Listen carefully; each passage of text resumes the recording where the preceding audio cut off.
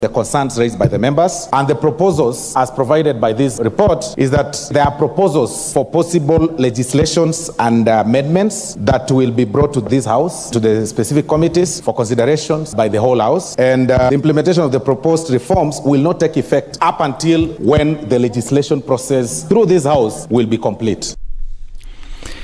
Medical results of Eregi Girls School students following a disease outbreak at the institution have been finally released. Speaking following the closure of the school, County Health CEC Bernard Wesonga says samples taken for more than 106 students to Kemri turned out negative for all the tests that were carried out. Tukachukua sampuli pia tukapeleka Kemri na kuchunguza nini haswa ilikuwa inaleta hii maumivu, na kufikia kwa sasa inaonekana kwamba hatukuwa na infection yoyote kutokana na hiyo maradhi, kwa sababu lab ya Kemri imeleta matokeo na ikasema kwamba hakuna infection yoyote. Azimio la Umoja, One Kenya Coalition Party, has condemned the ongoing clashes in Sondu and accused big names in the county and national government of instigating the violence. DAP-K's Eugene Omala said the violence was sponsored by local politicians keen on claiming part of Kisumu County during the envisaged boundary review. Big names are behind this violence. They include leaders and politicians from neighboring counties and in the national government. We view these latest incidents in Sondu as part of a long, off and on history of violence instigated by politicians who have on numerous occasions incited the different communities against each other, and local leaders who have been implicated in these activities. The apparent bias, indifference, and helplessness of security officers in the area, as violence has raged on, clearly indicate that big names are behind the fighting and the mayhem in Sondu. Azimio leader Raila Odinga also criticized the government for remaining silent despite the ongoing clashes. And you have not even seen a statement coming from the government. What we are doing here, we are demanding that the government should come clear and make a statement. And even a minister in charge of internal security would have gone to the scene to go and see what is happening. The fact that they are all silent and business as usual tells you that there's something that they know that other Kenyans don't know. This is something that cannot be tolerated. There is still tension in Sondu on the border of Kisumu and Kericho counties following the clashes between the two rival communities. These happening at a time when the government, through the Interior CS Kithure Kindiki, has transferred all the security chiefs of the counties following inaction as well as alleged bias. In a statement, Kithure Kindiki said that the officers are the source of insecurity. He added that a special force has been deployed to the area to restore normalcy immediately. Here are the residents of Sondu. Tuliona wakitoka juu, sasa wakaongezeka mpaka wakazidisha nguvu, ndio wakatuvamia, wakaua wengine wapata visale, wengine wakakatakata manyumba wakachoma. Nimebaki jinsi nilivyo. Hata nikikumbuka hivi majuzi nilikopa loan ya karibu 3.5 ndio niendelee kuinulia biashara yangu. So pamoja na hizo zote hakuna kitu niliokoa. Hakuna hata msamaria mwema aliyekuwa pale angeweza kuniokolea. Today, Kindiki is expected to announce an enhanced plan to ensure that security is maintained. We equally call upon Kenyans from all parts of this country to maintain peace. I'm Dennis Aseto. Good morning.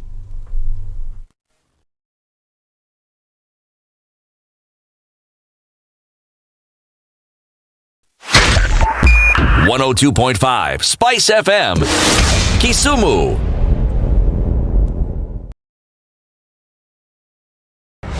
The following takes place from 6 a.m. to 10 a.m. every weekday on Spice FM. Congratulations. You've seen the hand of the Lord. Thank you very much. I've earned another title today, this morning at Spice FM. Mama Justice, I don't mind it. Joel in Kericho.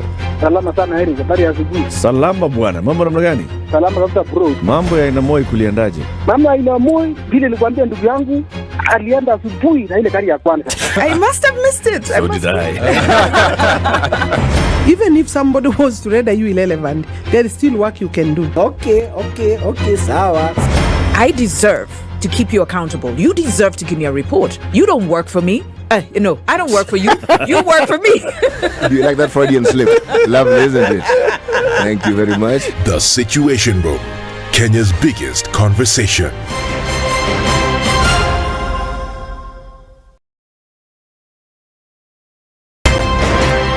You tune into Kenya's biggest conversation. My name is Ramanya. Amen. So 1 hour is over? Yeah. Oh, yeah. Okay. It gets over Can you imagine in 20 minutes. what the big boys have also done? I'm very proud of myself. When you understand about partnership in politics, it's like the way marriage is these days. When you're looking for a wife, you're like, maybe you can help me pay for fees as I pay for the rent. Why should you have a lioness living in your bedroom? I have to tell you a story. I went for a prayer meeting, which was called for the spouses of candidates for senators and governors. And when I got to the gate, the lady who was the secretary, she refused to. She's telling me, no. Leo tunataka wa mama. Leo ni wa mama. I'm telling her, no. She said, no, sio siku yenu.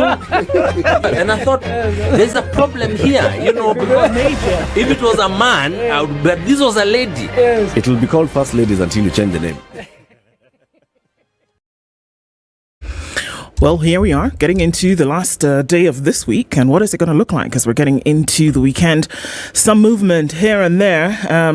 Still very early, so it's not going to be anything sticky, at least not for now. We're seeing movement getting onto Jogoo Road.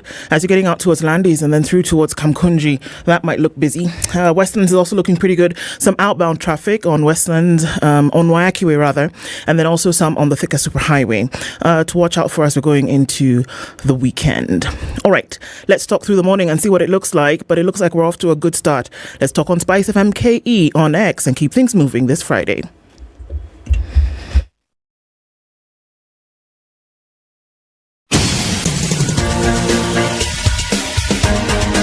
This is The Situation Room, the home of hard-hitting political commentary and penetrating insights about the state of the nation. This is a talk radio experience like no other. The Situation Room, a place for hard truths, debates, and elevated conversations. The Situation Room, witty, political, engaging, deep, controversial. In the room, we have C.T. Muga, researcher, academic, seasoned political observer, a fountain of wisdom in these politically uncertain times. Ndu Oko, Nigerian by birth, Kenyan by choice, communications expert, Pan-Africanist, a truth seeker and believer in people power, and Eric Latin, agent provocateur, the man in the chair, seasoned journalist, news hound, a man who believes in punching up, not down. This is The Situation Room. All right, the only way Friday of the week has kicked in, and here we are. Good morning, and how are you doing? Coming into 9 minutes after 6 o'clock, the final, The Situation Room of the week, and here we are, getting into it. Hope everybody's doing all right. And many things happening, questions asked, explanations being sought. I don't know how many answers will be given, but hey, let's get into the conversation and see what that will be. There's a guy, his name is CT. He's somewhere. There's also another gentleman. His name is Eric. He's somewhere. By around this time, in a couple of days, we'll all be back together again. CT will be here in a few minutes. I saw him. I saw evidence of the man somewhere.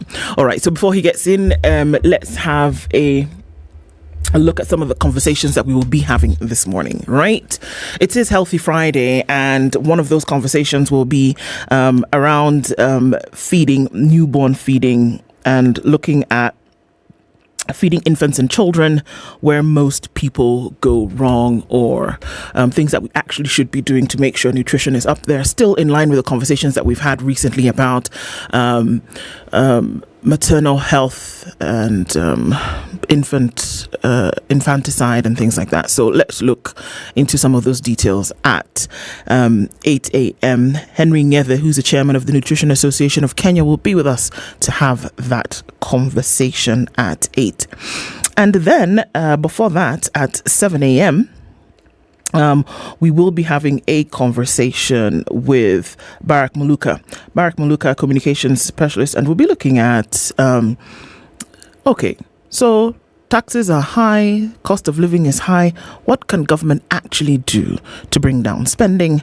What actually can be done to really critically bring down the cost of living? And then at 9 o'clock, it's been a minute, folks. Let's talk with you. There have been many things that have been happening around the country, and you have a chance to call in today and let's talk about that and say, okay, so do you think that the latest moves that we've seen with the reshuffle will actually affect the way things are being done? So give you details about that as we go closer to 9 o'clock, but that's what we'll be doing today. And voila, looking resplendent in red. City, good morning. Morning, Do. Hey. Okay. How are you? I am fine. Yes. I must ask the same of you. How are you? I'm very well, thank you, Do. Okay. A few more decibels, maybe? I'm very well, thank you. Coming into Friday, CT, you don't ever fail to disappoint. No. Wait a minute. It's Friday. It's a very good day. Tell me why. It's because it's Friday. You know, there's this notion that you must celebrate the end of the week because it's Friday. I prefer to celebrate Mondays. Because you're starting the week? No, the week actually starts on Sunday. Oh, okay. Yes. Look at you, glass half full kind of guy. That sort of thing, but Mondays are good days. Yes. I have found my lived experience has been, thank you very much, that when you begin your Mondays well as in you're chirpy, you're upbeat, the sun is shining amidst the dark clouds, suddenly the week simply flies by. It goes whoop. So did you start your Monday this week with, butterflies and things like that? I tend to. So your week has been good. This is what you're This trying to week tell us. has flown. In fact, in my mind, it's still Tuesday. Okay. It's gone whoop. I knew you were going to land that with something very interesting. So you're still on Tuesday. You're like those guys in Ethiopia. Yes. Where they're 7 years behind. You're still on Tuesday. Yes. If you're 7 years behind, man, you go shida. I'm trying to imagine 7 years ago, 2016, what was happening? That's where they are. That's where they are. Yeah. 2016, I was still working.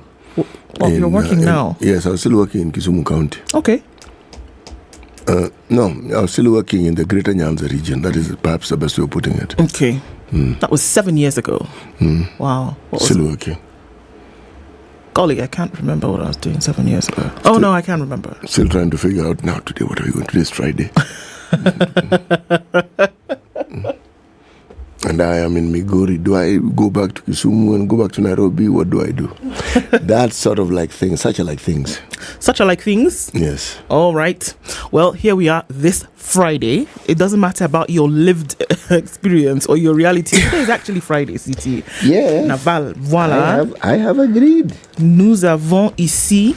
Here we are. All right, guys. Good morning, everybody. Welcome once again. We can see you all trickling in. We'll come back and say hello to you in just a bit. We'll take a look at the weather and then come back and say hi to you as we get into it this morning. Good morning. Karibu.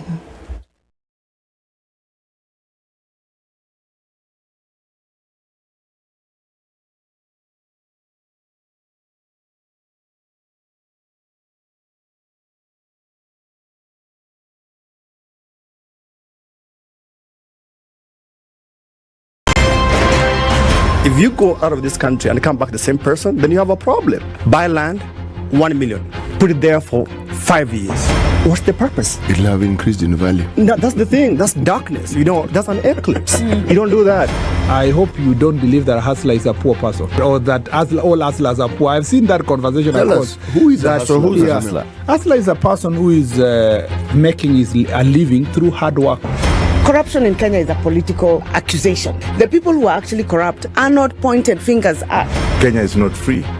Kenya imeshikwa na mateka. It's under siege. Have you seen that lodge on Nyeri Road? Very high fence. You can't even Windows sleep inside. up near the ceiling. Yes. And if you walk that midnight, you see bats the size of cows. And when it rains, it doesn't rain on that building. Yes. When you're at All Saints and it's raining, it doesn't rain on that building. The things people will believe. The Situation Room, Kenya's biggest conversation. 15 degrees and cloudy conditions in Nairobi this morning. Highs of 25 and lows of 14 through Friday. It's clear at 13 in Nakuru with highs of 25. We'll see lows of 13 and mostly cloudy at 14 in Nyeri with highs of 26. Looking into a cloudy Mombasa, we'll see highs of 30 and lows of 24. And it's clear at 20 in Kisumu, going to highs of 31 and lows of 20. Kampala is clear at 18, highs of 28. And Dar es Salaam is mostly cloudy at 25 with highs of 30 and lows of 22. It's mostly clear at 17 in Johannesburg with highs of 31 today, getting into the summer, and at 25 it's cloudy in Lagos with highs of 31. Cloudy at 25 in Kinshasa with highs of 34 and lows of 24. Looking into Friday afternoon, it's 21 in Beijing with highs of 23. Paris 8 degrees and cloudy, highs of 22, and it's 15 and cloudy in London with highs of 21. Thursday night is clear at 18 in New York, coming into Friday with highs of 24 and lows of 17. Mature, intelligent talk every morning. Spice up yourself.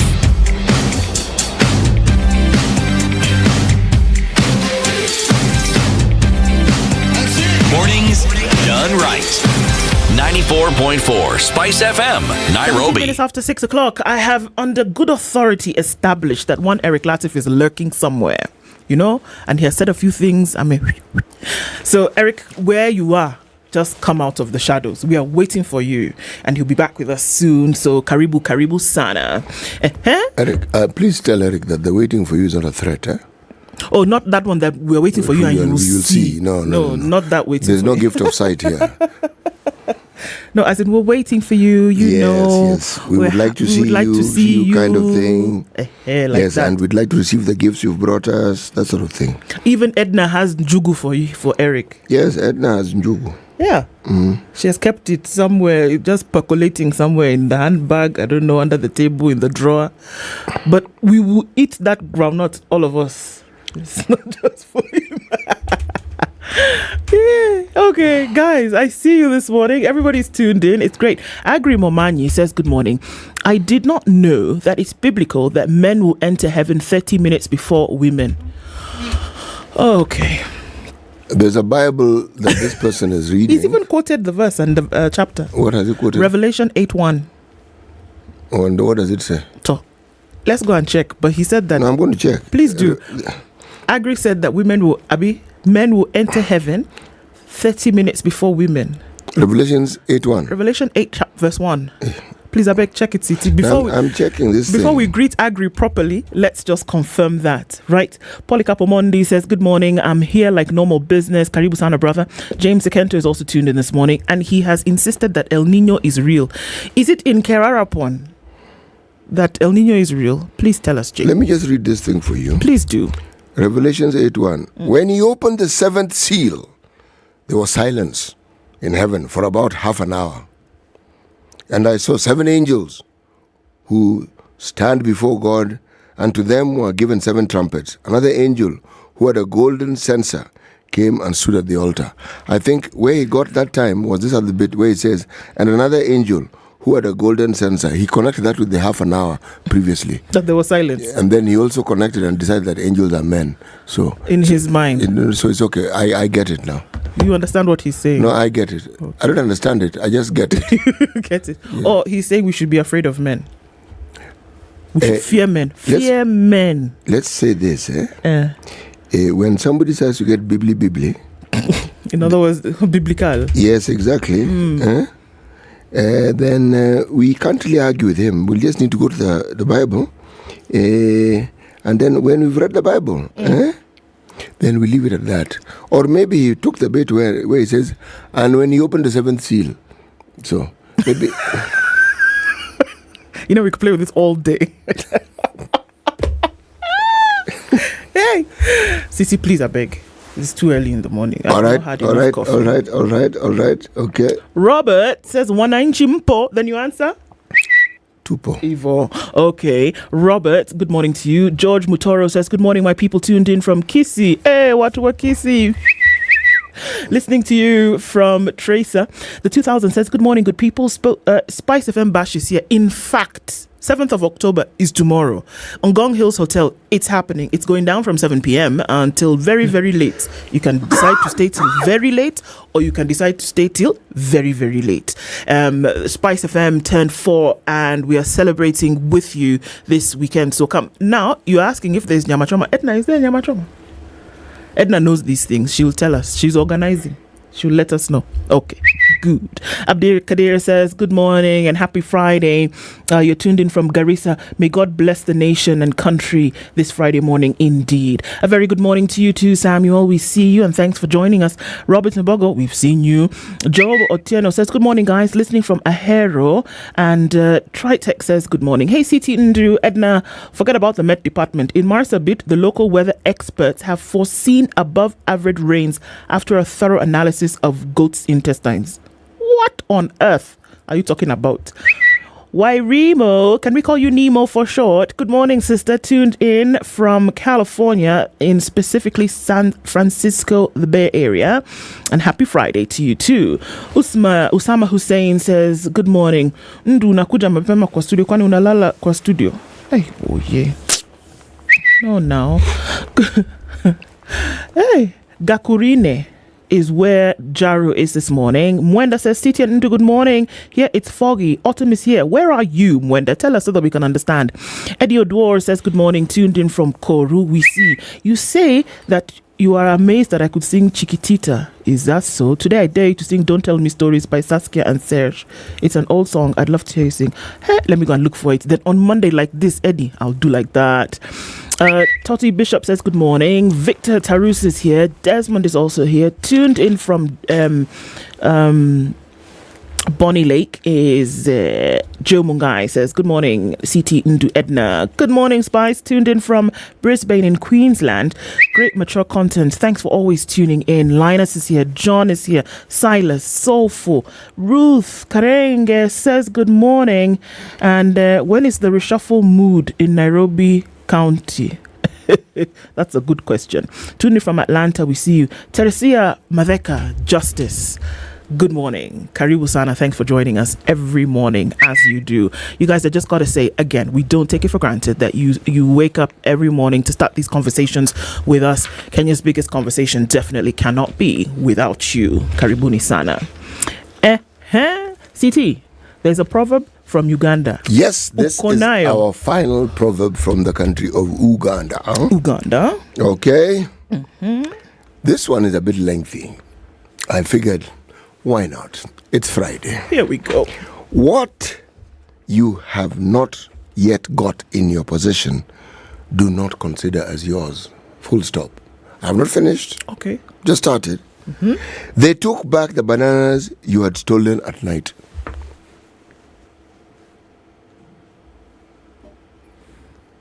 What you do not have in your possession, do not consider as your... They took back the bananas you had stolen. You are the one who stole the bananas. Yeah, at night, they took it back. They took it back. And you thought it was yours. So you went home with bananas in your hand and you said, look, my family, I have brought you bananas. You will eat and make merry. In the morning. In the morning, and you woke up and there was not a banana in sight. Any kind of banana. Yes. Then it was actually not yours to begin. And it had nothing to do with the song Sweet, Sweet Banana. Sweet. Okay, sorry. No, I cannot sing that song. I only know it was Sweet Banana. That's the beginning and the end of my knowledge of the song. Even the tune I'm not even sure of. But tunes that I'm sure of, I will quietly and gently croak them in. But this one I do not know. Yes, but those bananas you took, they're not and you stole, they were not yours. So, when you wake up in the morning, you find banana pana iko. So, things it was never yours. It was never yours to begin with. So you shouldn't actually cry at its loss. And stop thinking it's yours because you've stolen it. It's very true. No, I have to greet my brother. Livinus Onogu is tuned in this morning. I don't know where you are. Are you in Lagos? Are you in Nairobi? Are you somewhere in Uganda? Where are you? Tell us now. In Abuja. Which state in Nigeria are you from? Very good to have you tuned in to the show this morning. Let's look at the headlines, shall we? On the front page of the Standard, there's a puzzle. Do you have the pieces? Let's ask. Right. hard questions in Telkom Kenya sale are being asked right now. Treasury CS Juguna Dungo's announcement that a strategic partner has been found to take over Telkom Kenya as majority stakeholder has opened a Pandora's box on how government conducted this business. Now, this Pandora, she has decided she will open her box. We will try to bring the things outside. If we don't understand what's going on, guess what we will do? We will take all these things, put them back in the box and tell Pandora, I beg, take your thing and go. We are not doing again. But we'll only be able to know this when it is opened. What are the contentious issues?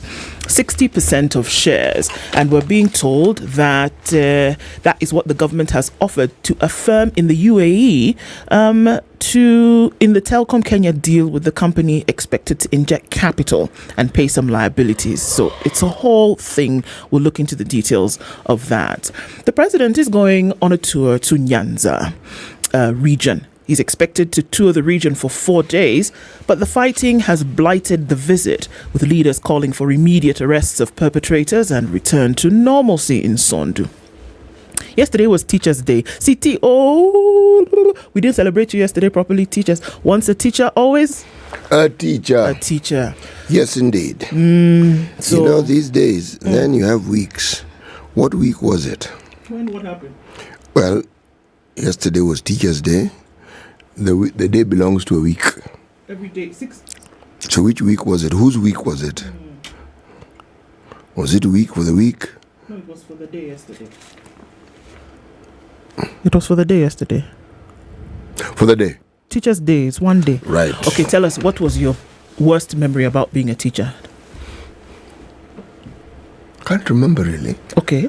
They were all good? No, they were not all good. But you say worst, I'm thinking...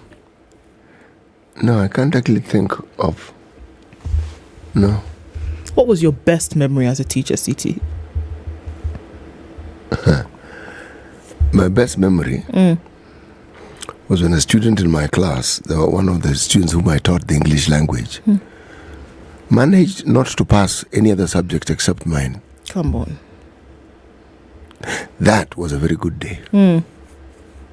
I wish she had passed the other subjects. But she passed the English language. Some stripes for you there. Well, it looks like I understood something. Or the student had a preference for the English language as a subject. That's a good thing. It's a good question you've asked, because you've made me walk down. In fact, I didn't walk down memory lane. I've been sprinting along memory lane just to figure out, okay, now what was it that made me? Yes, that is one of those things. Yeah? Yes. Would you do it again? Oh, yes. Oh yes. And then when poetry recital students made it to the nationals. Yeah. And they became there was one was second and 2 got third position at the national level. I was ecstatic. I imagine. Yes. I think it's great. I think honestly, teachers are some of the most, valued, well, not as valued as they ought to be in our society, but fundamental, critical persons in our lives that we just don't take enough recognition of. So, from me to you, CT, fantastic work. And let me use that to, there are your flowers for all the work you did and all the work that teachers continue to do. All right, what are headlines are we looking at? On the front page of The Nation today, end of the honeymoon already? Why? We like honeymoon. No, but is it really? Well, let's see. President Ruto's surprise move to demote some of his loyalists on Wednesday night's cabinet reshuffle has been seen as a signal that no one is indispensable in his administration, and the head of state's men yesterday said their boss would not hesitate to sack those who deliver. Who fail to deliver on his government's promises. I will believe it when I see it. But why? Anybody who stands in the way of development, really. That story has been heard. How many times have we heard that story? So, maybe we will not tolerate this. We will not do this. We will do this. We hear it all the time. I wait to see it. When I see it, then I'll see it for what it is. When I see people sacked, I'll ask, why have they been sacked? But people have been shifted, and then we interpret it as demotions. Nah. It's not. People get moved around, and then people decide that there's some senior dockets and some junior dockets. Who says? It's like saying that some dockets are more important than others, or But some are yes, less important. Yes, absolutely. There's even no shame about it. That's exactly what's being said. Yeah, but is that true? Well, are you telling me, for instance, that the water ministry is less important than the foreign affairs ministry? Or are you vice saying versa? that tourism is less important than foreign affairs? Well, is that what you're saying? We'll talk about this at 9 o'clock, and we'll get people to weigh in and tell us, what it actually is that they think. Let me go quickly through the other headlines. Kenyans made 130 million reverse calls in a year. What does that mean? When you make a reverse call that you don't have airtime to call, so you ask, Abi? Somebody else pays for somebody else pays for that call. So that's interesting information. The Pope, this whole... Wait, no. Sir? Kenyans made reverse calls. The Pope also made reverse calls. No, we've moved on. Oh. Okay. Well, the thing that I'm about to say, it could be interpreted as the Pope making reverse calls, because there is a meeting of cardinals taking place in the Vatican this week, and he said very many things, but he decided to open the meeting with a boom and a bang and said, you know what, okay, I can think about maybe blessing same-sex couples. Now, whether the marriage is what is being blessed or the individuals who are being blessed so as to go and make the most of their life has now become a contentious issue. But he did say it, and he's also talked about asking the world to really think and embrace renewable energy. So this is one of the things that he said. On the back page of The Nation, agriculture lifts economic growth as manufacturing loses its shine.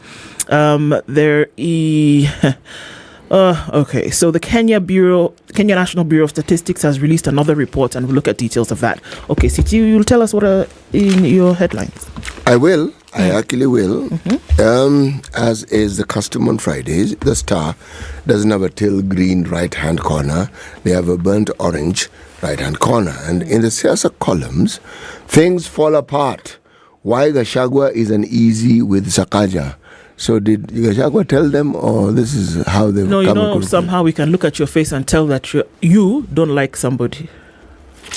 Well, they didn't not like. This just is uneasy. Uneasy means he's not comfortable. Okay. Not comfortable means, perhaps you're right, doesn't like him. Right. Schools closed as Sondu clashes, death toll rises to 7.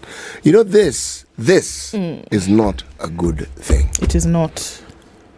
I live on the border of the Rift Valley. And 1992, when these clashes began, I lost relatives. In 1997, I lost relatives. Okay? Because there's some marauding gangs that would come in and attack people, burn houses. There's a relative of mine who was an invalid, so he couldn't move and couldn't run. They actually hacked him to pieces. Oh, no. Yes, literally. I can't deal with things like this. So, you cannot tell me that people who perpetrate crime are not known. But in this instance, is one of the things that I found interesting over the time as I talk to people on both sides of the border, those who lived and were in the Rift Valley and those in the Luo Nyanza side, they didn't know who these perpetrators were. It's like they came from somewhere else, because people on the Rift Valley side would be from time to time also attacked. Isn't it? And yes. Plus, because this border that we're talking about is not so far removed. People cross it every day. They live together in those spaces, so they interact. They're friends.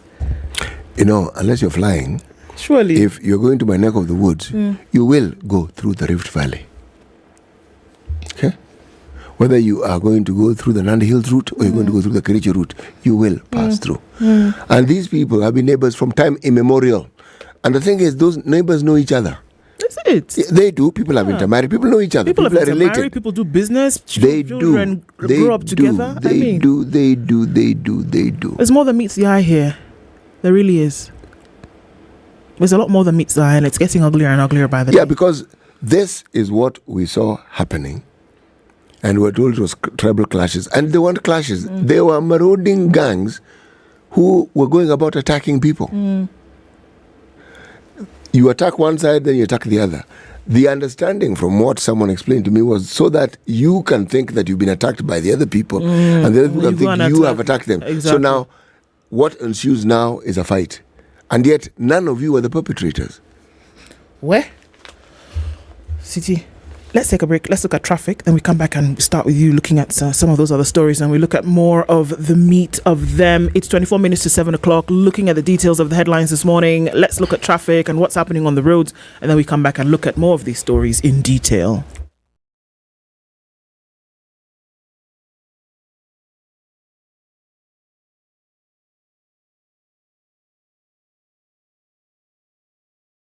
This is the Situation Room, the only way to start your day.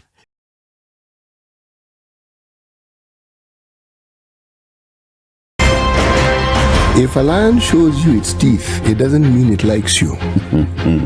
It doesn't mean it likes you. It won't start. A liar calls as witness one who is either dead or far away. Say it in Kiswahili. been low nin dhinte iyo nin dheer ayuu markhaati ka dhigtaa. You know this character called liar. He has disturbed people.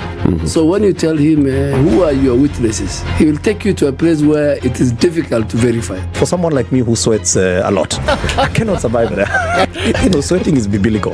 Good. And you must blame it on Adam, not me. Because Adam messed up and he was told, "Now you fellow you, by the sweat of your brow, thou shalt eat." The Situation Room. Kenya's biggest conversation. So not much in terms of movement on these roads today. Well, there is movement and not everybody has clogged up, so that's why we're not seeing much in terms of traffic. All right, on the Thika Superhighway, we'll see at the Pangani Underpass as usual every morning. Because of the fact that it's a tunnel, it's going to slow down as you're getting into the CBD. All right, so that's where we see that traffic. Nothing too alarming at the moment. Coming off of Mombasa Road, we see some movement as well, but that's getting through towards Capital Centre, out towards the Nyeri Stadium roundabout, and then you'll be fine. Uhuru Highway is not clogging up. Not yet, but we will definitely see that happening later. So folks are saying this is the time to get out on the roads and then to your destinations before we get into traffic hour. Okay, North Airport Road, then touching on Outer Ring. Outer Ring is moving in the direction of the Thika Superhighway generally, and then also inbound in from that area. We'll see that movement as well. We're going to take a look at Multimedia University on Magadi Road and see that movement that is always chock-a-blocked, but we'll take a look at that this Friday. Talk to us on Spice FM KE on X, and let's keep things a-moving.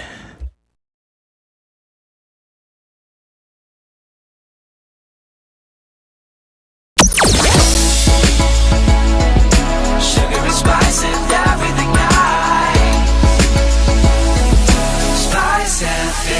Spice up your life. Mature, intelligent talk every morning. Spice up yourself.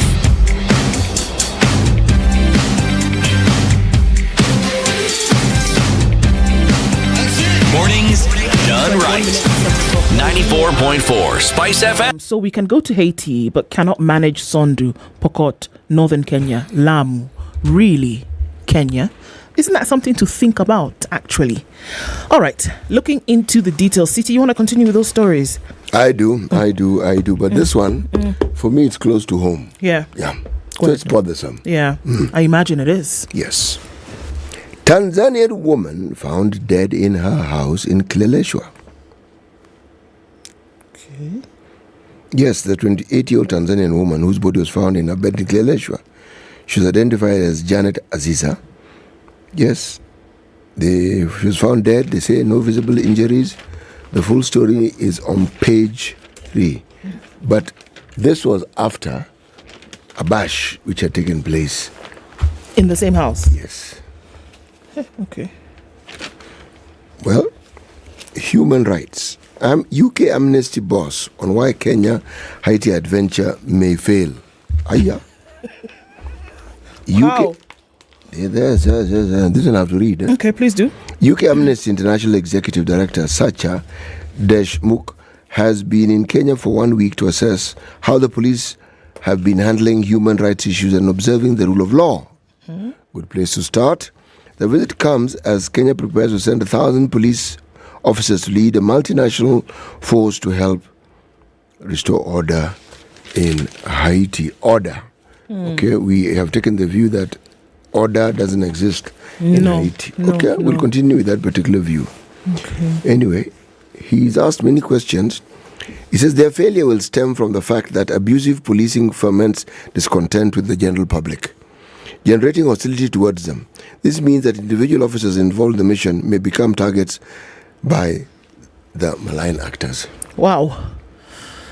Is it possible that everybody seems to be saying the same thing and that nobody really is listening here? We know our police force, okay? Yeah. We know. We know the worst elements, we know the best elements, we know the elements in between. We understand them, all right? We know their training. That training is not going to disappear overnight simply because they're going on a foreign mission. The mindset is not going to disappear overnight on the plane ride to Haiti. Yeah. Okay? Neither are you going to put on your best behavior just No. because you're going to another country. This is a tense situation with tense issues. So when people are, they're not predicting. They're simply adding one and one, and they're saying the arithmetic is not difficult to figure out. It's not, the math is not mathing. No. So, however, amidst all this, there are the questions that keep arising. Is this the best way we can utilize and resource the UN of which we are a member? Question number one. Question number two, when we talk about the role that we need to play and the part we have to play when it comes to international matters, should the public not be asked? 100%. And this is the thing, that the sovereignty belongs to the people at the end of the day. And you need to ask them something like this.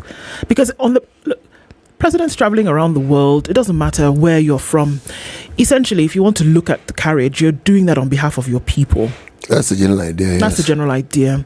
So if you then make a commitment on behalf of your people, let's say you were foresight came into play. You then need to come back and talk to your people and say, this is what we want to do, not this is what we have done. And then you lend an ear. The most successful nations use this as a matter of habit. And that's why we find that it happens. Of course, you'll have dissenters, that's for sure. But generally, if your people know that their opinion, or at least their stakeholders as a country, the success is almost sure. And success doesn't necessarily mean that you rack up points, but that your success shows that this is not just a nation by name on a piece of paper, but the nation that carries its people with it. Necessary. Well, this is a subject that is not going to, believe me, the discussions around this is not going to end today or tomorrow. It's not. No. John Gishoki asks an interesting question. And says, perhaps we're not being told the full story about what's going on with this whole Haiti kerfuffle. Perhaps. That's a good point, John. Okay. So, look, I think it's important to also insist on what's going on in Sondu at the moment, because this is not the first time we've seen, we saw as well that during the times of Mandamano seems so long ago, but it was just a few months ago that we also saw we saw a spring up of these clashes. Now, security officers moved. A special security team has been sent to Sondu. Interior Cabinet Secretary Kithure Kindiki yesterday ordered the immediate deployment of a contingent of specialist security personnel to Sondu on the Kericho-Kisumu border, where 7 people were killed and at least 200 families displaced in a fresh outbreak of violence Wednesday. The move comes hours before President William Ruto's start of the 4-day tour of Nyanza, with his first stop in Kisumu today. This is the thing here, that now, of course, folks are asking, had it not been for the president's Nyanza tour, would we have seen the immediate deployment of this specialist security team to Sondu? The question is being asked. How many people must die before this happens? Yeah. Yeah, I mean, there's so many things happening here at the same time, so many questions that kind of topples your belief to say, okay, so if there was no Nyanza tour, would this have happened? How many people needed to die before you wake up and say, let's do this? How many families needed to be displaced? How about getting to the root cause? You then also start to understand the frustration that folks in, other places where there have been clashes, perennial ones, Pokot, Lamu, around the country, the frustration that they feel in terms of what could or should be done about a situation whereby they live and they sleep and wake in fear. The problems in those areas have not been resolved yet. They haven't been resolved. There's silence. One doesn't hear of any untoward occurrences, but the issues haven't been resolved. They haven't been. And look, not to take away from efforts that are being made, I applaud the efforts that are being made by the Interior Cabinet Secretary. But then one will say, 7 lives later, 200 families displaced later. Look, can I ask you a question? I'm tired. Can I ask you a question? Please.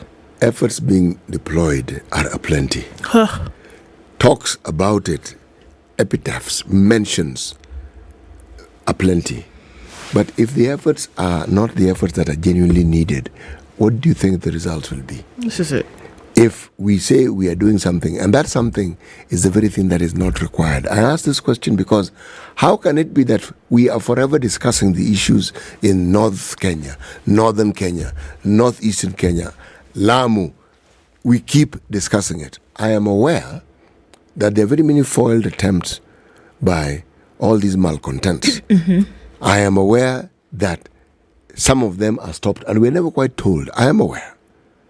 But how is it that it's always a lull before a storm?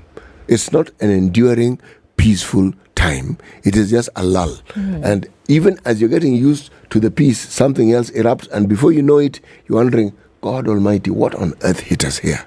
Okay? I don't think it is the case is that these matters are beyond the understanding of the reach of the security forces. I don't think so. So, is it that they're being deployed in the manner that they shouldn't? Is it that they're deploying the wrong sort of security personnel to these areas? Questions about. Is it a timing issue? Is it too early? Is it an educational issue? Meaning, is it an economic issue? None of these things are ever that simple. No.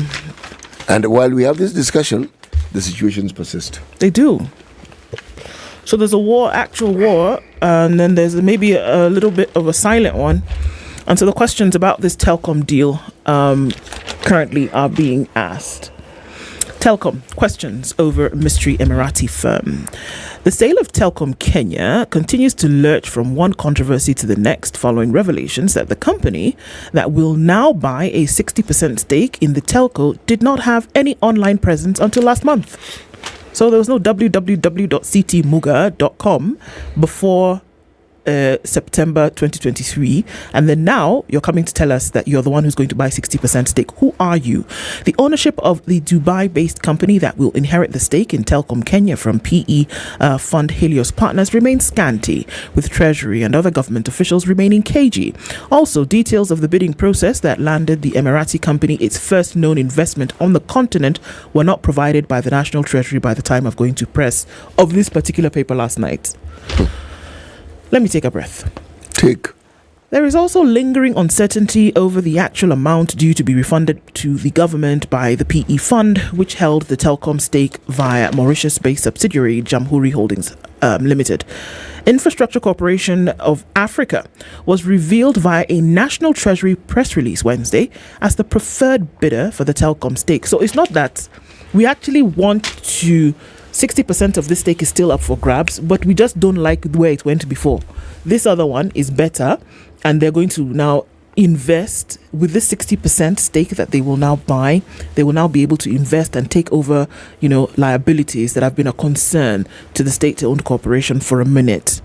Now, a top lawyer familiar with the deal said that either earlier discussions had resolved that the new investors would take over the liabilities of Telcom and leave Helios to keep the 6.1 billion since it was reimbursement for loans that private equity firm had given Telcom.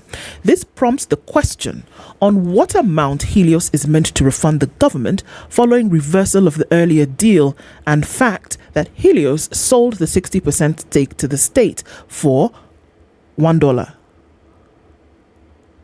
148 shillings, based on documents tabled in Parliament. The UK-based fund also forwent $239 million that it had inherited from Orange in 2016 when it bought a 70% stake from the French telecoms operator. So there's a lot of questions here in terms of what's happening. Refund, do not refund. Refund so that we can now get another organization who is going to handle this thing. We then now are asked, this fund or this organization now who is taking over. Who are they and where did they come from? We did not know anything about them before. So Treasury is in a bit of a pickle to answer these questions because it seemed like it was cut and dry. We're not doing again. Refund our money. Let's move. But then there are some questions that will always lurk and are being asked, and it will be interesting to see what the answers will be. But this one, I smell a rat. Rat, a big rat. Why is it that we're giving a rat a bad name? Surely. Yeah. The truth of the matter is this, huh? If you look at these two, you've looked at the story of Telecom Kenya timelines and troubled ownership. That's the one. That's the one. Precisely. Now, you see, there are very many telcos in this country. Why is it that this particular one is the one which is riddled with so many negative stories? Why? Is it because the government has a stake in it? The government has a stake in other telcos in this country. The government has a stake in Safaricom. It has a stake in Airtel. It does. So, why this? Something amiss. Something is not only amiss. Something is afoot. Okay? You see, we are doing a lot of business with the Middle East. There is this oil we got from the Middle East on the understanding that we are going to pay in Kenya shillings. Remember that one? Yes. I'm waiting to see how we are going to do that. It will be fun. Well, I'm waiting because when these things are said, instead of casting aspersions, I will now wait and see. Korea era imports taxes drag manufacturers to 6-year low. How?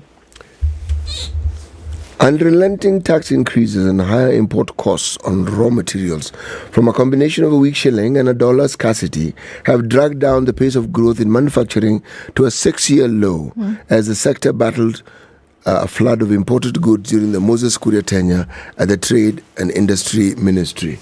All right, Kuria, here it comes. The latest data from the Kenya National Bureau of Statistics show the sector expanded by a margin of 1.5% in the second quarter, the lowest rate since 2017, save for the contraction arising from the COVID-19 pandemic of 2020. In short, Kenya National Bureau of Statistics data show sharp decline in the manufacturing of food products, sugar, nini. So, remember in the Korea era, we started importing things. That's what it's called, Korea era imports, taxes. It's already being called an era. It's being called an era. It just ended 2 days ago and it's already being called an era. Yes. Okay. All right. Taxes, drag manufacturing to a 6-year low. So the combination of the imports and the taxes have brought manufacturing to a 6-year low. Okay? We've never been this low in the last 6 years. Problem. What? Safaricom's stake in Kenyan economy nears 1 trillion. Good. Safaricom grew its contributions to the Kenyan economy by 25% to move closer to the 1 trillion mark in the financial year ended March 2023. Coming in the year, it sustained over 1 million jobs. Safaricom is doing well, man.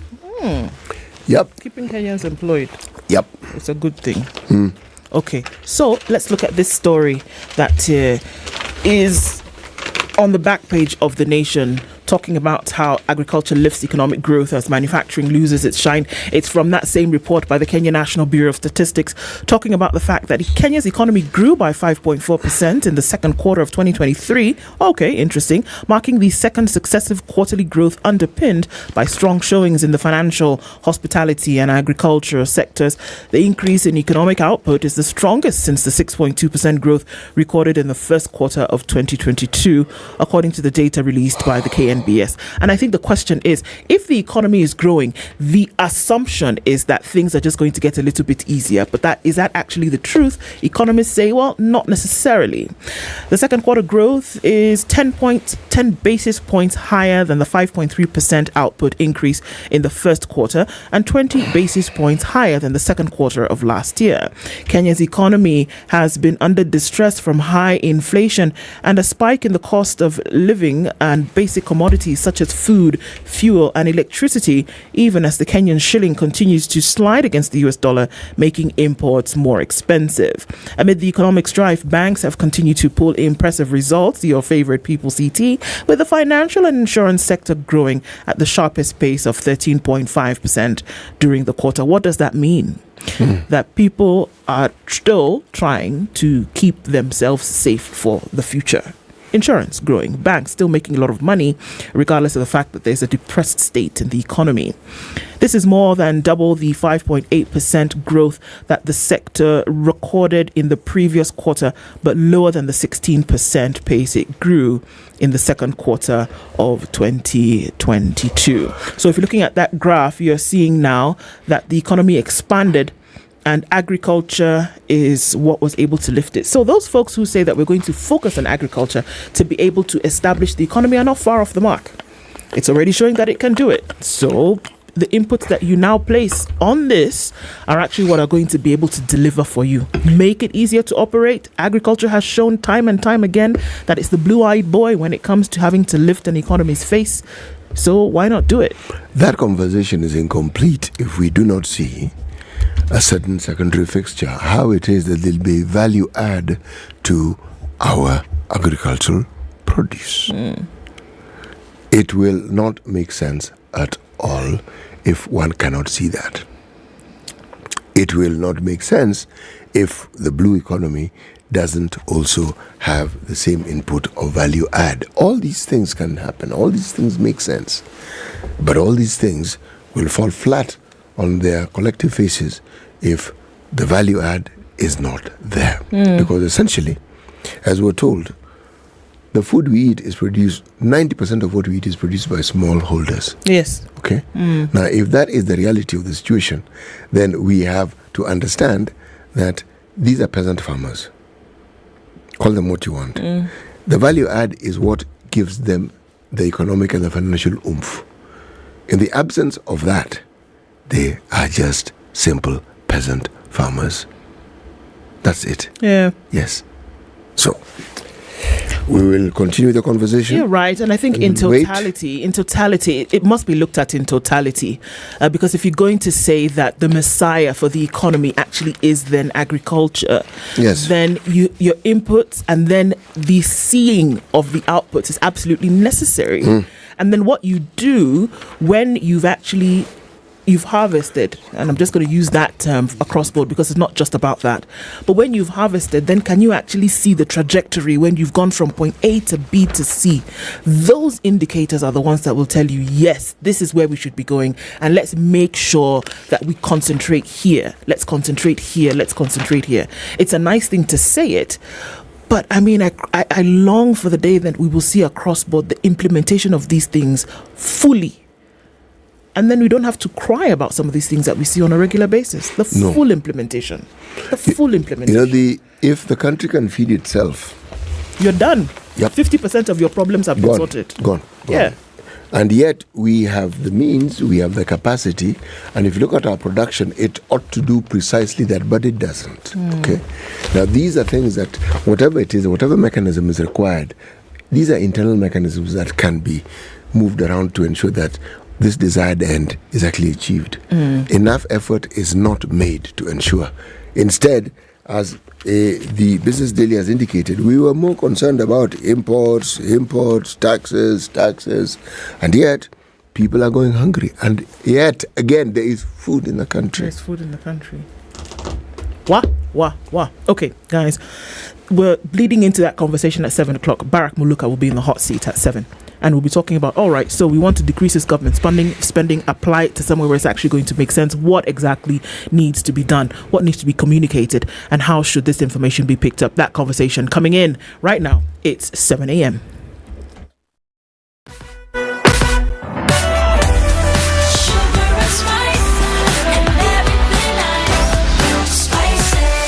Spice up your life.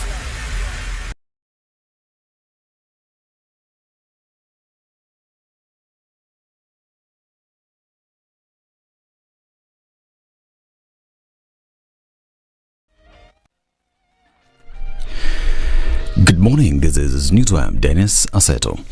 President William Ruto officially begins his 4-day tour of the Nyanza region, with his itinerary taking him to Kisumu, Homa Bay, Siaya and Migori counties, where he will launch various development projects. During his visit, the president will hold meetings with the residents, including farmers and leaders. State House spokesperson Hussein Mohammed says the president will also hold a cabinet meeting at the Kisumu State Lodge.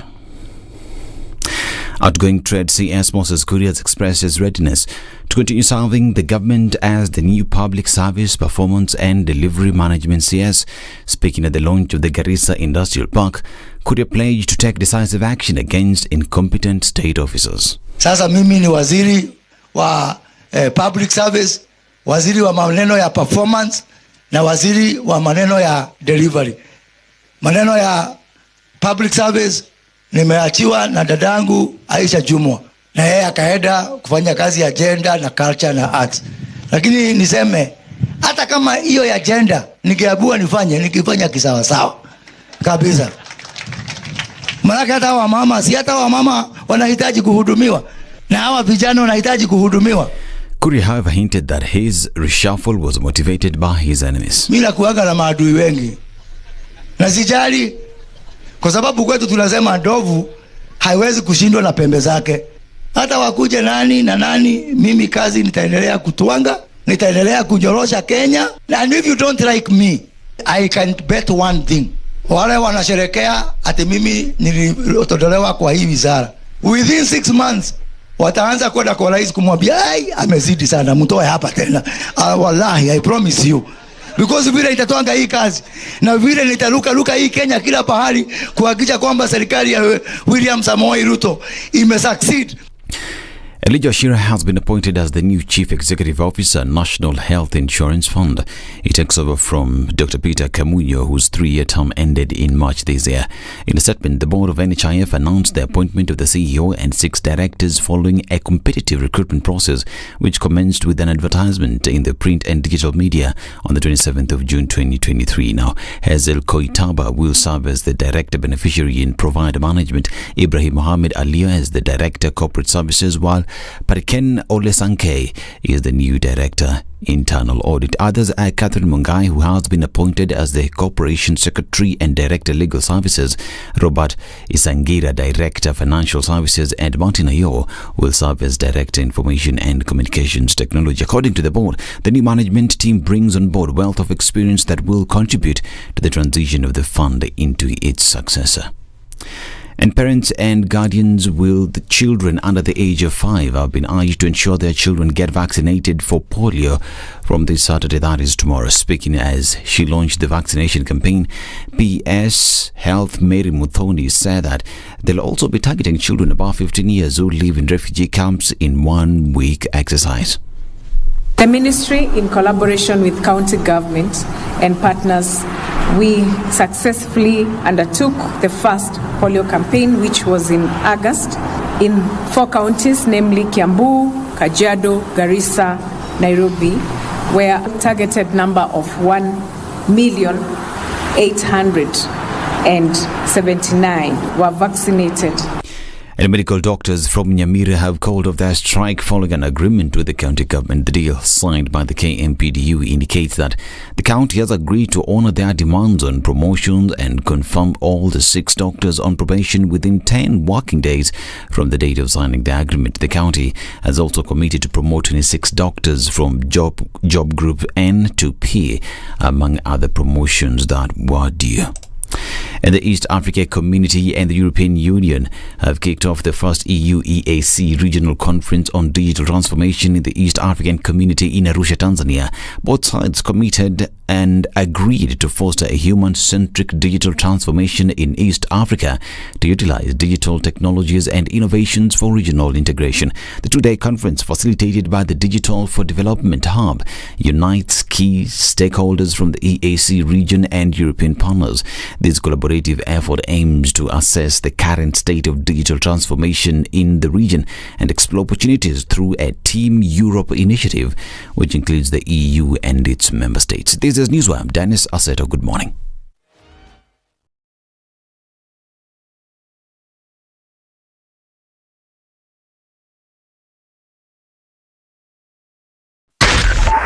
Spice FM, Nakuru. All right.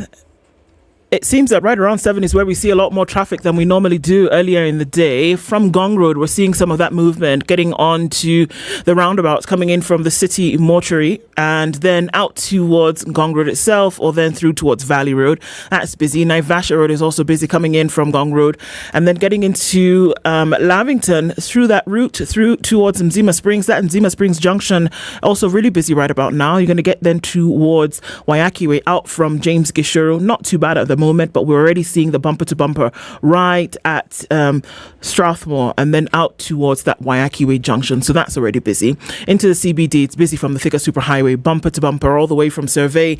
And then also on Kiambu Road, we are looking at a number of lanes there trying to get towards Muthaiga Square and then coming in from the city on Outer Ring. That's also pretty busy now. All right, it's starting to pile up. We're going to keep an eye on things and see how that opens up. Talk to us on Spice FM KE on X and keep things moving this morning.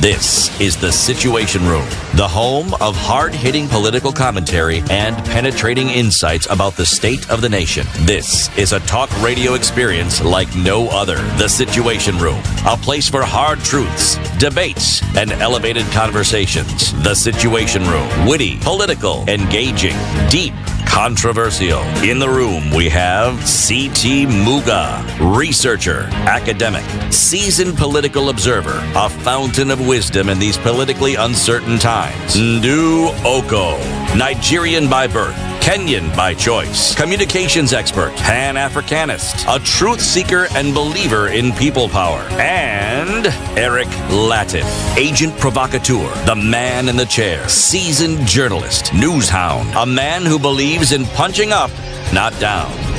This is the Situation Room.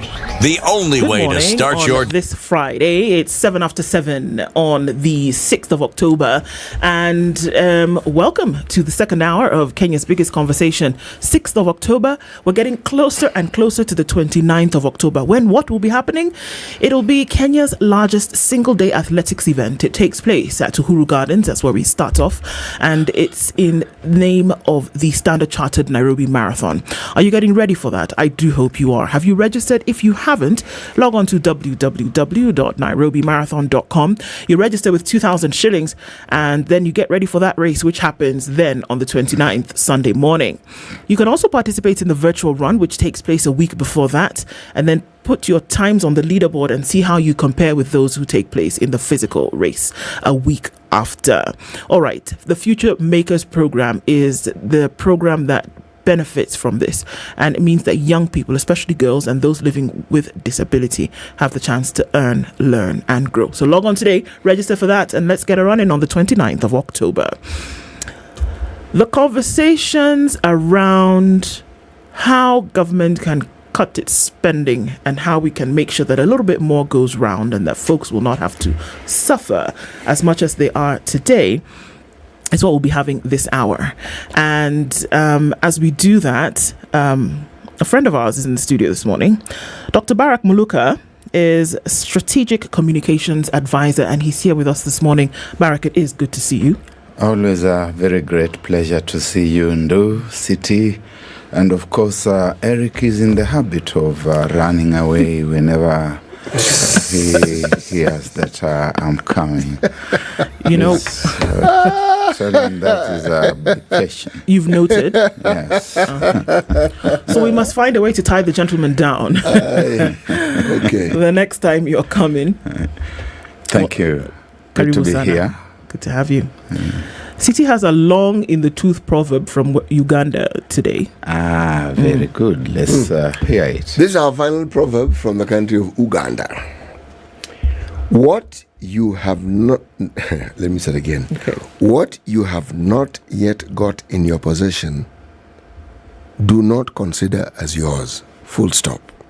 That's part one. Second part. They took back the bananas you had stolen at night. Aha. So they probably should have been stolen during the day then they'd be yours. They would not have been taken away. They would have remained in your possession. I think if you had taken them during the day, you should have consumed them as well. That's right. You'd have had them for dinner. You see, you have to attempt to understand that world, that cosmology. And it comes all the way to Western Kenya. Now, about bananas that you have in your possession. The tradition is that if you should be walking by, maybe during the day, perhaps even the night, and should you feel hungry, you can actually get into anyone's plantation, take some of the bananas, and eat, and leave there whatever you are not able to eat. Mm-hmm. If you take it away, then you are considered to have stolen, and they will take it back. Okay?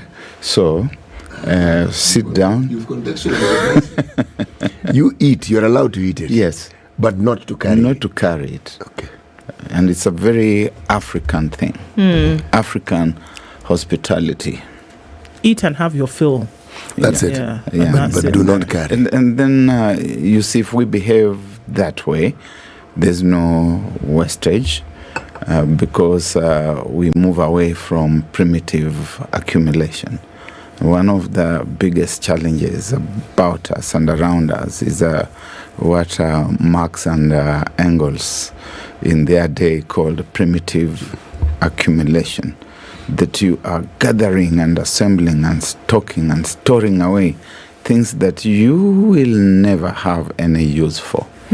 Because, let's face it, you can only do one plate at a time. It doesn't matter how much you have, the rest belongs to other people. It's not yours. You're hoarding. It's a biblical theory as well, isn't it? Do not gather up for yourselves in barns and etc. etc. Right.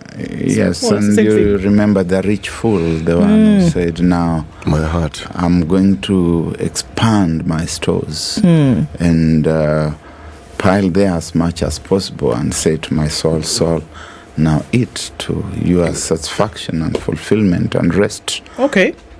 Kenyans are not eating to their satisfaction and fulfillment and rest, Barack.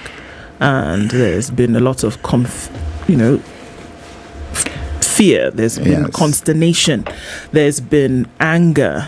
But I think above and beyond all of that, there's been fear in terms of then what tomorrow holds for Kenya.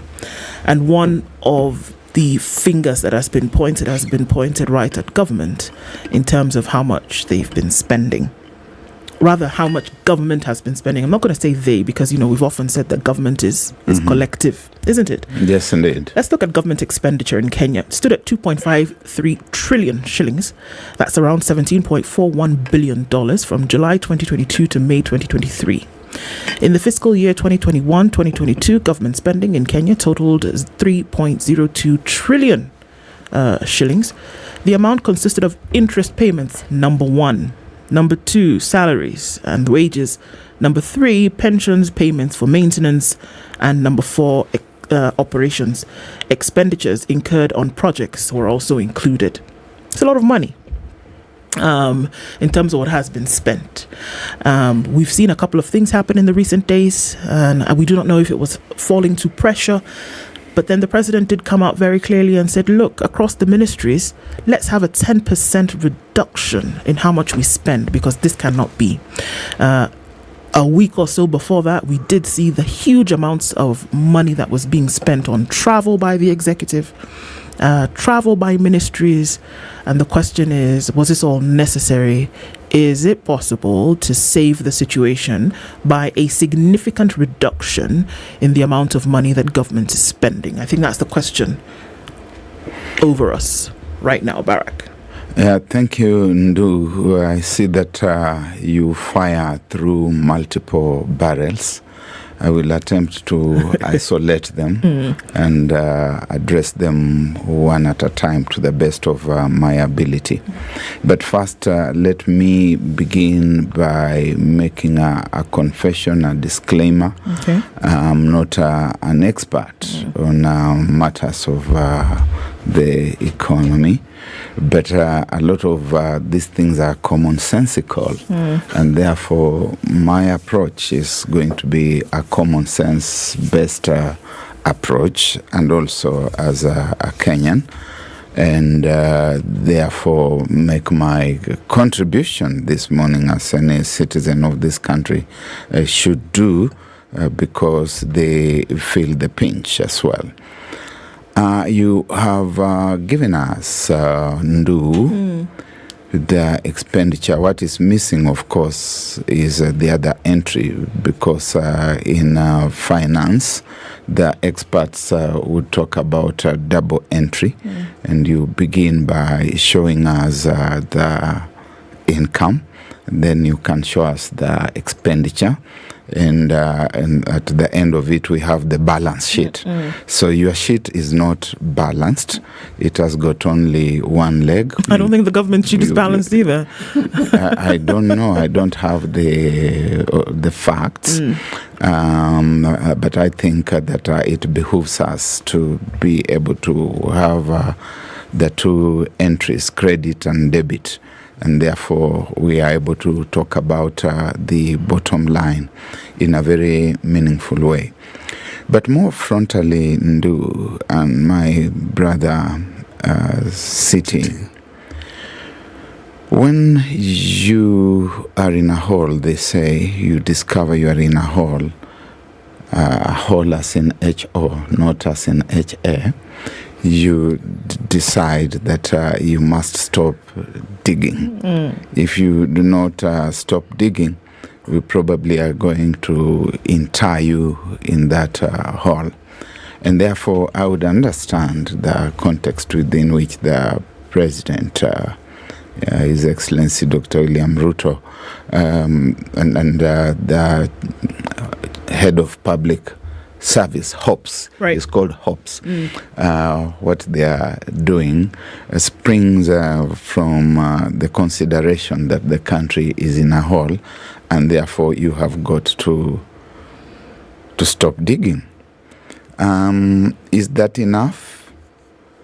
To stop digging? To stop digging, or even just the extent that has been defined, that we're going to stop or to control foreign travels, excursions into other people's spaces, and the expenses that go with those excursions, and the rationalization of those excursions. Of course, it speaks to the notion of enough or enoughness, adequacy. What does it mean when we say that it's enough? That we have done all that is adequate, all that is sufficient, and perhaps we can now stop there, that there's nothing left to be done. I don't think that is the case. There's always a scope for a lot more to be done, and in fact that scope is much, much bigger, wider and broader. And if we are saying that what the President and the Head of Public Service are saying is the first aid intervention, then we must now start going beyond that and diagnosing the problem a lot more. You see, if you get to the casualty in a hospital environment and you are bleeding, the first thing they do is to attempt to stop the bleeding. But then they must take you through the triage, they must do proper diagnosis, and they must eventually find and prescribe a regime that is going to deal with your case. And I think that a lot more remains to be done, that is not just in the space of government, that starts touching on all of us. If you look at cost, and I said this was going to be a commonsensical approach. Sure. travel, movement, bring it home. Let's look at the way we are cruising on the roads. Let us look at the kind of motor vehicular kind of engagement. How many vehicles of what size for how many persons?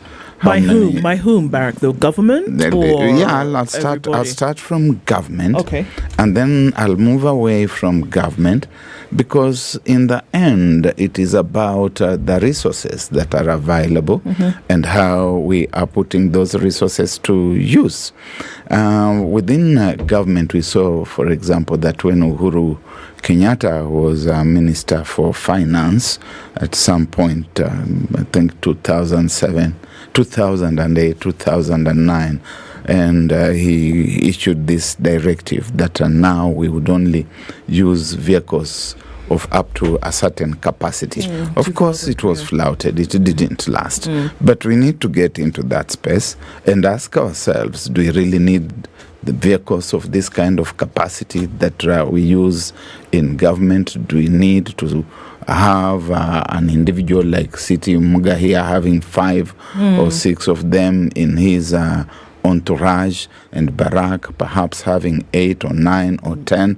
We must start from that space. And having delimited those ones, we must also recognize that it goes into the space of what everybody else has. There have been countries here, Singapore, which is cited a lot of times as the model, the role model, where Lee Kuan Yew at some point said, now we are going to restrict our motor vehicle use in this country to such and such capacity, because we have got to ask ourselves where the fuel is going. The size of government. Are we willing to look at the size of government city in this country? And the size of government has been a problem for decades. If you look at the economic surveys, over the decades, right from when we still had President Moi here, through President Kibaki, President Uhuru Kenyatta, and now President William Ruto, expenditure on development has never been above 15%. Yes. Yeah? Yes, it's played at the mouth of 11 and 12%. 11, 12%. The rest is recurrent. We need to ask recurring so that it then supports what? Now we are in space where we brought another layer on board called devolved government. When we are looking at government expenditure, we fall short of being accused of being myopic if we do not look at the 48 counties when they are doing the Devolution conference, where my brother Eric was the other day. They talk about 48 governments, and they put it there in screaming letters, 48 governments. In other words, they are talking about the 47 counties plus one, the national government, and the consumption. When you get to county government, it's like you've been given free license to do howsoever you wish. Nairobi is proposing to buy motorboats. Is that? Well, okay, we don't know I saw that, but I'm not. we're not quite sure if that's the thing. But anyway, the point you make is a valid one. Even if we say motorboats only from a figurative perspective, yes, that's how they are going to deal with El Nino. We are seeing the attitude. The attitude is that the public coffers are there to be tapped, to be exploited. President Nyeri used to say mali ya umma, and some people will ask you mali ya umma. Someone who said it does not belong to our mothers, and because it does not belong to our mothers, it can be spent howsoever those who are in those places want. Today is Friday. And in the counties across the country, without exception, when they say, thank God, it's Friday. They're saying, Chief of Staff, today I want 600,000. I want 1 million. I've got a funeral. I've got 4 funerals. I've got I don't know how many weddings. I've got so many harambes. These are things that we have got to be very frank about. So I hear, if we have been having a national dialogue somewhere, have we been talking about how we are going to cut down? So then I hear what you're saying is that there is an absolute need to cut down. And you've talked about 3 areas here. Number one, and there's a 4th one which I'll come to. Okay, so let me say those 3 that you talk about travel. It is not necessary, number one, to have these what have been so affectionately referred to as guzzlers. We don't need to have them in the numbers in which we do. We see the reduction of that. We will see a reduction in costs. The travel all over the world to get certain things done doesn't need to be as frequent or as expensive as it is. We're also talking about for the 47 different county governments, things are happening outside of development that perhaps need to be checked. And if we see a reduction in those things, we'll see that you could mop up some more funds for you to do have a lot more development take place. Is that what you're saying? Can I ask a question, even as Barack thinks about this? You see, the travel, the guzzlers, the huge entourages, in terms of what they cost, the buying of it, the cost of the travel, what really is the problem there? Yes, there is a cost attached to it, but in terms of a national budget, how significant is it, number one? Number two, is it the optics that we find offensive?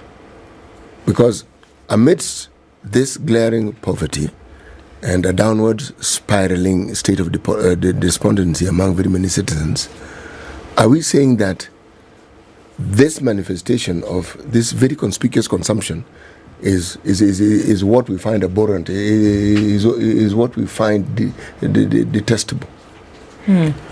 I consider that it is all that rolled into one. I consider that when you look at some of the counties, some of the reports that we saw as recently as 3-4 weeks ago, had spent only up to 2% on development. Yeah.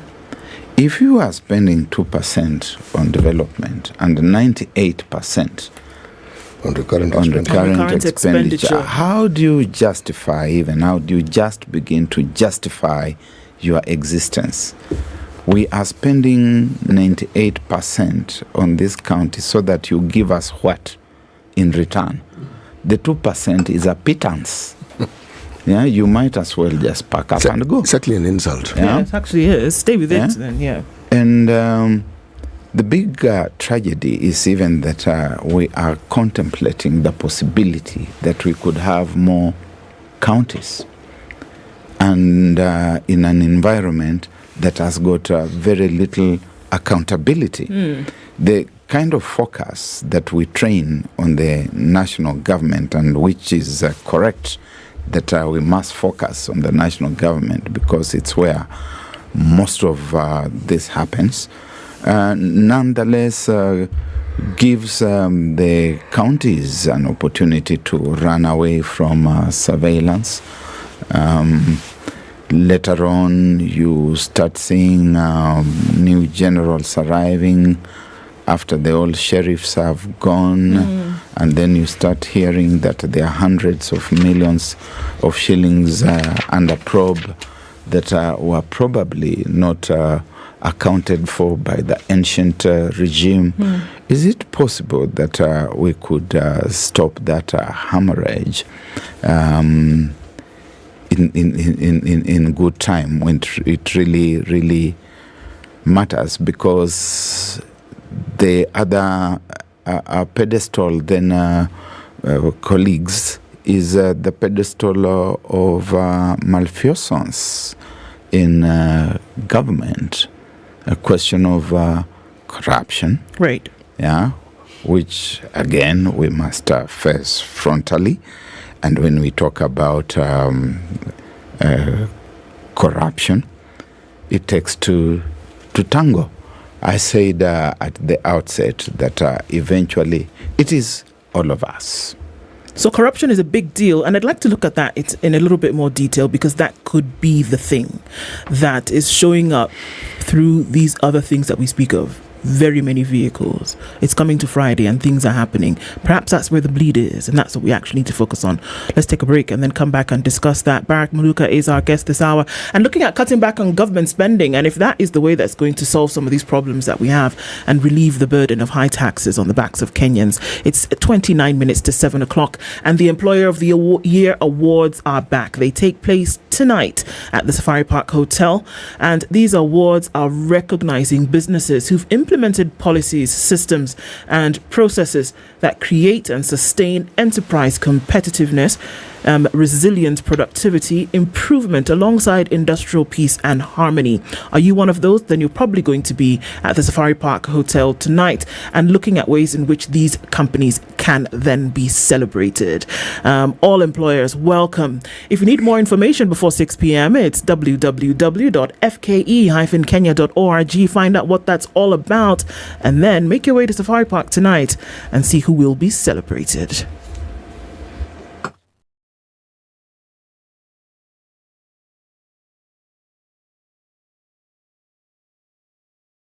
This is the Situation Room, the only way to start your day.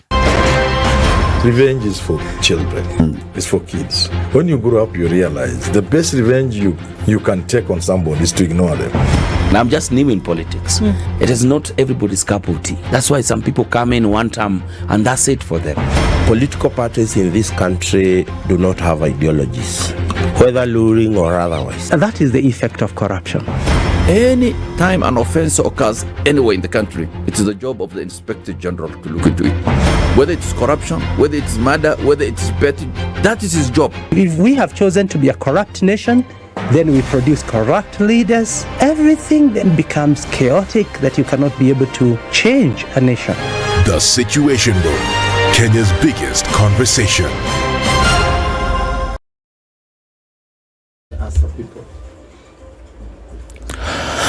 Cloudy conditions in Nairobi this morning, highs of 25, and we'll see lows of 14. And we're looking at cloudy conditions through parts in Nakuru with highs of 25 and lows of 14. It's sunny at 15, looking into Nyeri with highs of 26, and we'll see highs of 25 in a sunny Eldoret at 15.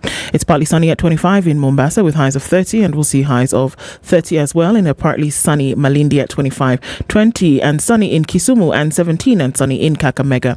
It's sunny at 20 in Kampala, we'll see highs of 28, and Dar es Salaam will see highs of 30, where it's sunny at 26, 18, and sunny in Johannesburg, and 25 and cloudy in Lagos, 23 and cloudy in Kinshasa.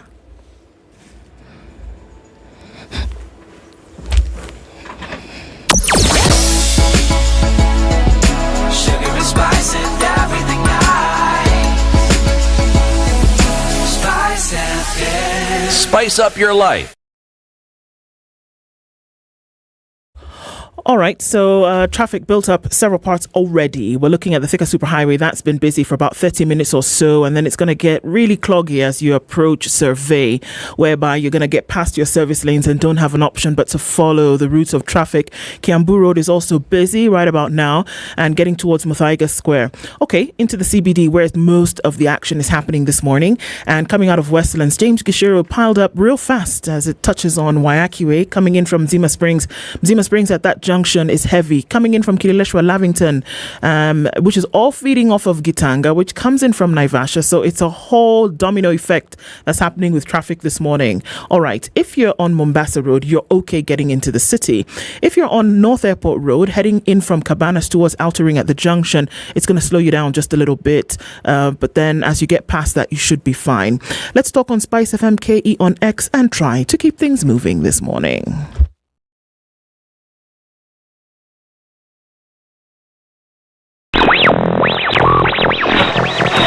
Spice and everything nice.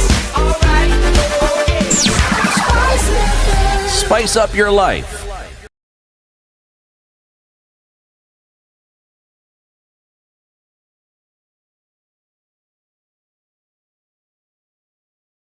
Mature, intelligent talk every morning. Spice up yourself. It's 8 o'clock and we're having a conversation on government spending this morning. Actually, I think it's broader than that, and saying that, look, where we are today, is it possible to save the situation if we have a reduction in how much spending that government is doing that is not development? Before we went to the break, Barak, you were talking about corruption as one of those issues. And if we know that the bleed from corruption then is so high, that then manifests itself in some of these things that we see, purchase of vehicles, and then it's put on some paper somewhere. It's Friday. That example that you gave, it is Friday and it's going into the weekend. I need a couple of cars to do 1, 2, 3. Where does that money come from? Who uses it? Tenders, where we've heard that there are things like budgeted corruption. Even at the beginning of the project, it is known, it is understood where this money is going to go. Now, how then do you deal with that? Unless you have a desire to deal with corruption, it is going to be the perennial monkey on the back, is it not? Corruption, spending, government spending, Kenyan spending. Yeah?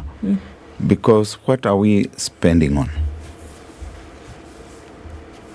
It's coming from a common basket. At the end of the day, when we talk about GDP, it's not going to matter whether it is spending in government, by government. It is spending by ourselves as an entire polity. What are we spending on? There is always this tendency to look within that corner and say there's government sitting there. What are they spending? You recall that some years back they used to have some posters against every switch in the office, public, private, where they would say switch off lonely lights. Yeah.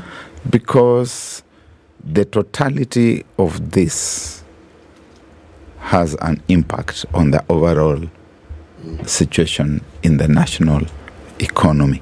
So we have got to look at that spending. We have got to look at attitude. Our attitude, what is our philosophy about wealth, about what City Muga calls conspicuous consumption? And I would dare add a descriptor, another descriptor, and say unashamedly conspicuous consumption. That if you do not appear to consume in a certain way that is making a very big statement, a very big pronouncement about yourself, your wherewithal, then this society laughs at you. That if I go into government, and people will tell me, Barak, if you leave that place when you are still a poor man, then we will all laugh at you. And they laugh at you because you've come back a poor man. Joshua Ngatia was a minister for health. God rest his soul in eternal peace. And the people of Malava were laughing at him, saying, look at this one. He was on the gravy train and he came back without anything.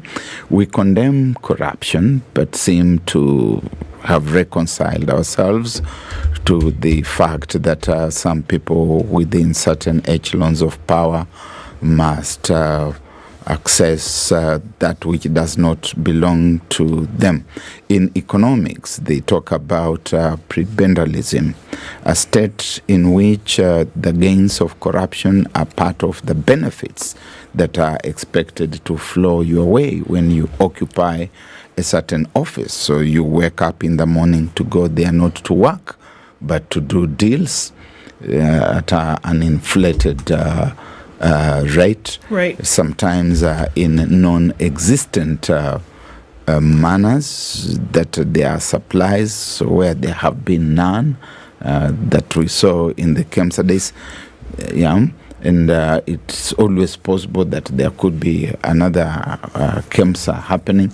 When I hear about the Lobengula kind of gunboat on the Nairobi River. You remember Chief... I remember him very well. Lobengula. Oh, yes, the South African. South Africa. I remember him very, very well. And the Beleland, and they were talking of a gunboat on the Zambezi River, which was one of the hopeless, useless things that he signed up with the Cecil Rhodes in the Rad and Moffat concessions. Then you have a whiff of scandal. But we don't seem to mind, provided that that comes to us. President Mwai Kibaki had this dictum about a working nation. How much respect and love do we also have for work? Do we go out to work? And Mark, is there, and I think of the things that you speak, is there a direct relation or the direct connection between this corruption, which we know is happening, we know that there's a bleed, and if that were to be plugged at its source, would we then be able to see that, okay, the government spending is happening, but it's not a dent really in how things are, the travel, the vehicles, etc., etc. But if you're able to plug the holes on corruption, as you say, because hundreds of millions of shillings being lost on a daily basis, can that be a big enough hole for us to say it is absolutely imperative that then you do something about it? I'm asking the question again, plug the hole. Is there an appetite for it? Because what we see is an appetite for the complete opposite, make the hole wider.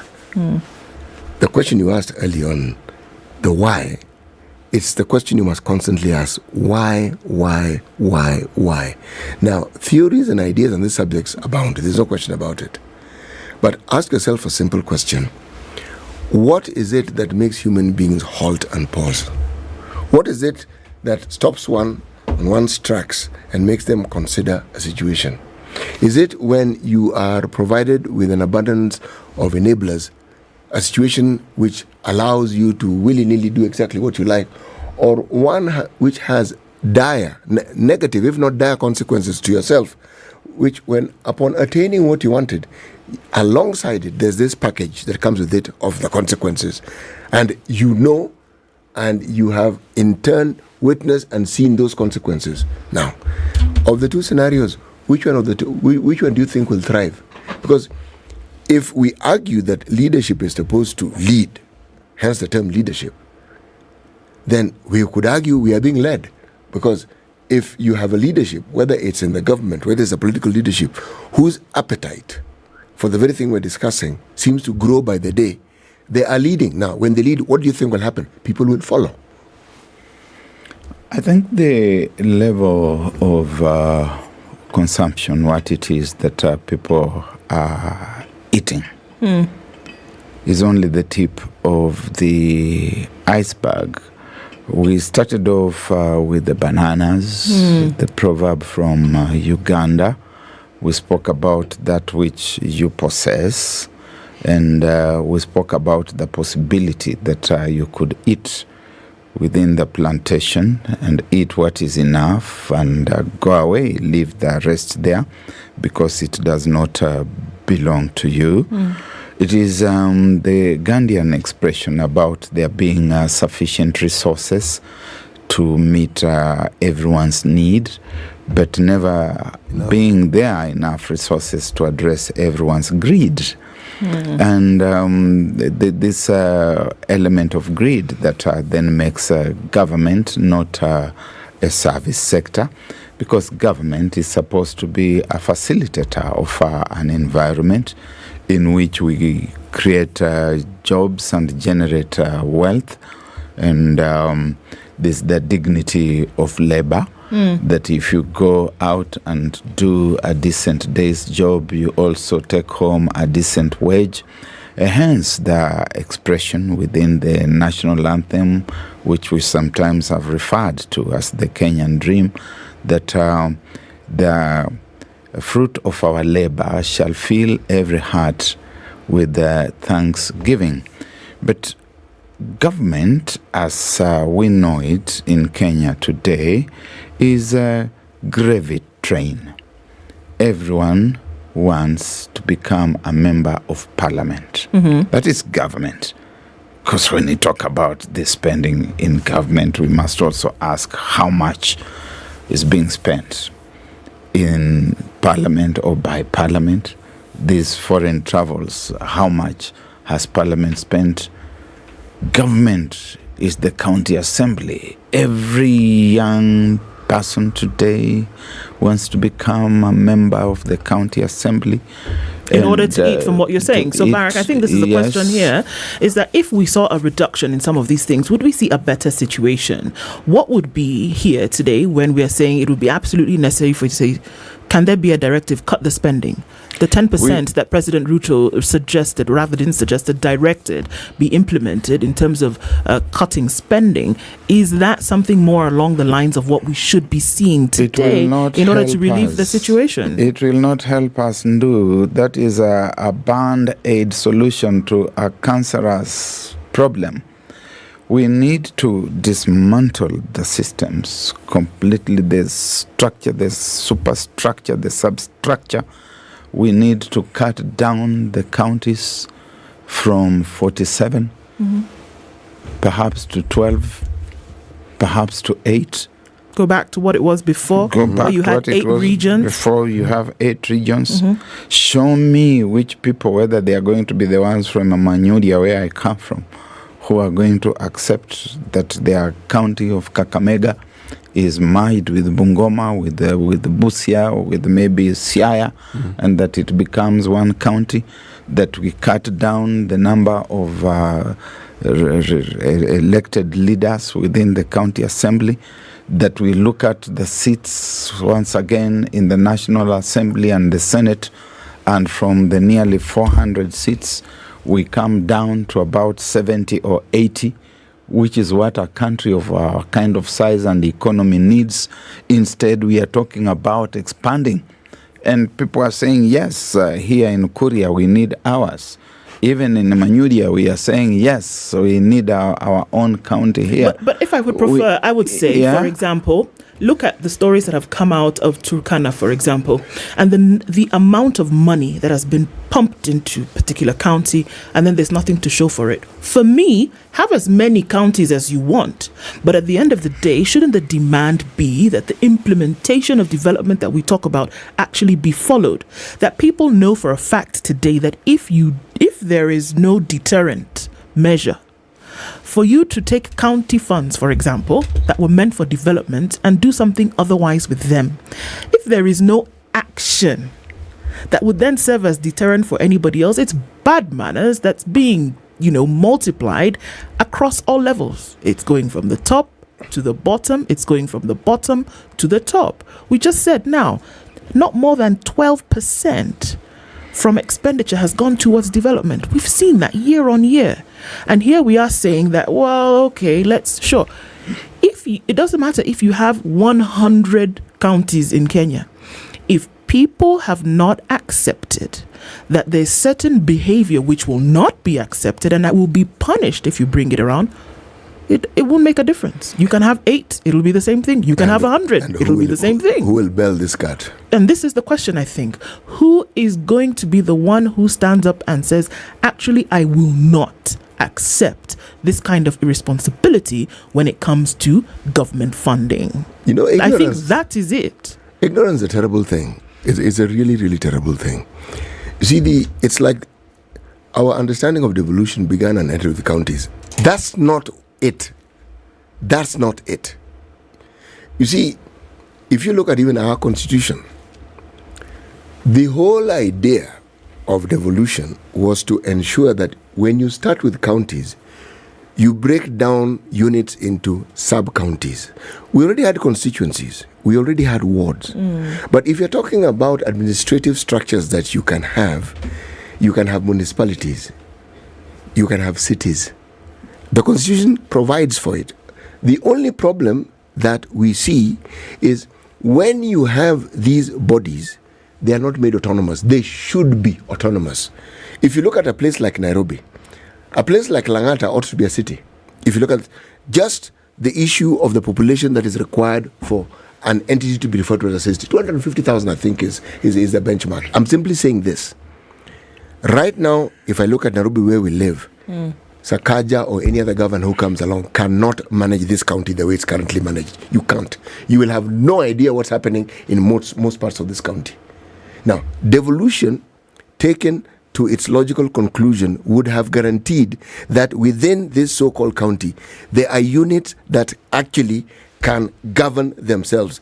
Think of any area of Nairobi and ask yourself, if you created a municipality, Sakaja talked of boroughs, create a municipality, create a city, given the population, and give them the same autonomy as you would in the county, meaning devolve it fully. But city, Yes. that's going to be autonomy to it, unhinged, without anyone. You see, Nairobi is not even, strictly speaking, what you would seriously call a city. It's just a big town. Yeah. I'm looking at the definition as is in the constitution and what it is. For instance, why was Nakuru made a city? There are specific conditions that must be met before an entity becomes a city. Yeah, That's really what I'm saying. When you lower the bar, of course. Actually, no, Barack. It's not lowering the bar. It's what we have. It's not something that I have cobbled up. It's what we actually have. It is what we have. Yes. Based on the bar that we have put there for us. Yes. Ourselves. I've seen that Eldoret is about to become a city, in spite of all the inconvenience of traversing. Just try getting across Eldoret from Nakuru, going towards Kitale, just that little artery there, and see what happens. Just go to that town in the night near the market and see how many rats are cutting across the streets. Our friend Albert Camus of the Plague would be shocked at what he would see, or Gabriela Marcia of Love in the season of cholera. They would be shocked. We need to raise the bar of public expectation, the bar of accountability, and lower completely the bar of tolerance. How will that be done, Barack? I need you to tell me who is this person who fell the cat. We made some movement in the past. Because even as we talk about these things, we must recognize that we have made some movement as a country. The fact that we can even assemble around these instruments and speak the way we are doing, it was not always like this. That space was never there. And the effort came largely from civil society. It came from the academy, and it came from the shrine. What happened was that in 2002, when the spaces were opening up, civil society was swallowed up. Yeah, the people who had been in civil society got in and What in the government? In government, yes. And then we recognized that perhaps they were also talking out of a certain sense of relative deprivation. They were just not happy that they were not the ones who were doing what those who are in the house were doing. And hence, when they got there, we started hearing of things like, it is now our turn to eat. We had all sorts of things, and yes. we must move away. And I think civil society must regenerate itself, because somebody must hold government to account. And this is difficult to hold government to account when even the political opposition on day 2, the morning after creation of government, with apologies to Chinua Achebe, want to become part of government. The opposition chiefs start talking of something called inclusivity. And the inclusivity they're talking about is that they also want to be part of the tenders. Do you think that perhaps a Westminster model of government would introduce some form of inclusivity? Inclusivity in what city? That is the question. You see, inclusivity on the gravy train. Is inclusivity? Is it a framework, a structure? Or is it a state of mind? You see, you are already included. Actually, in the polity. No, maybe I should ask. Why do people feel excluded? When you are in the opposition, you are already included in the polity. Yeah, with your role clearly defined as checking the government as the minority of the day and as the minority. But when you start saying that open up space also, we want to be in that chamber. So you argue that you want a different system of government as opposed to the one we have, isn't it? It's not that city. I think the eating will go on. You know, we started here in Kenya in 1963 with that system that you talk about. Jomo Kenyatta was the prime minister. He was. On the basis of the fact that his party, KANU, won the majority of the and we even had a lower seats. and an upper house. Yeah, we had a lower and upper house. Yes. When they got inside there, they changed the law, and Jomo Kenyatta became the first president of Kenya without being elected to that position. Was he ever elected? Yes, he was. In 1969, he was elected. He was elected. And in 1974, he was elected. He was elected because the process. The process was you were elected as a member of parliament first, isn't it? Was there? Yes, he was elected as member of parliament for Gatundu. But he was also elected as president. Yeah, in 1969. And did anyone else vie for that position?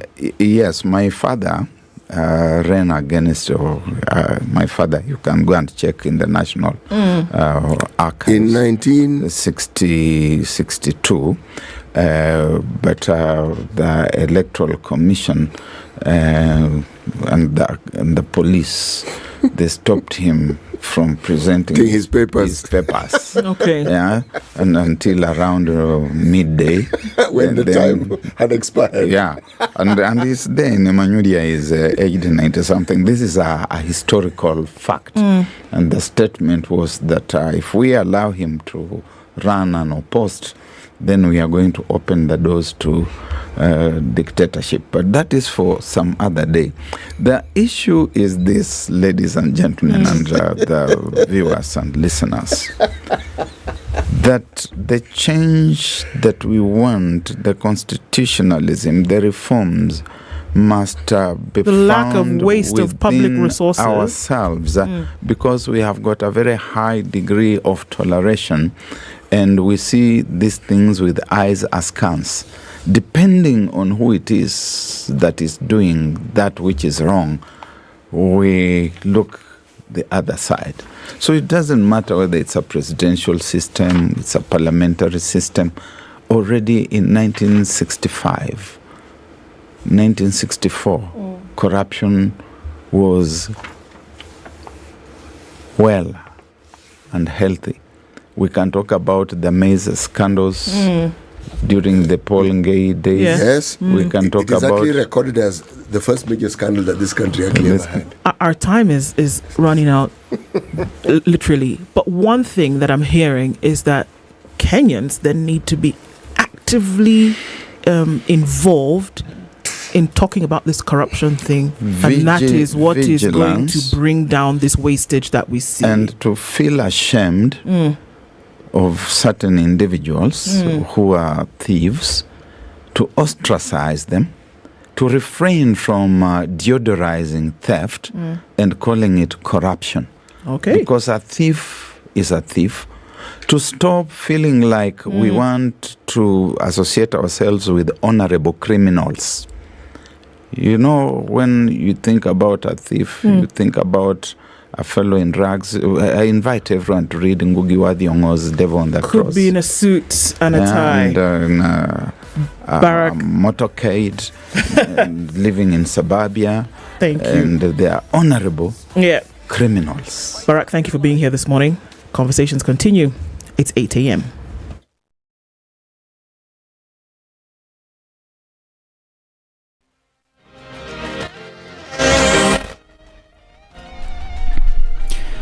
Good morning, this is Newswire. Dennis Aseto. No permits will be issued to millers to import wheat or maize into the country. This is according to President William Ruto. The president said the move is aimed at protecting local farmers.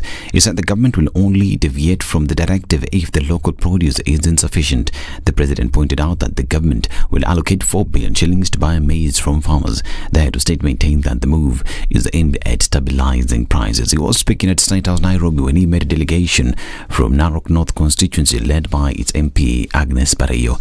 Also in the meeting were Governors Patrick Ole Ntutu of Narok and Jonathan Lelelit of Samburu, Narok West MP Gabriel Tongoyo, MCAs and grassroots leaders. To reduce post-harvest losses of high moisture, the head of state announced that NCPB dryers will be used to dry farmers' maize at a minimal fee of 50 shillings. This is from a high of nearly 400 shillings a bag.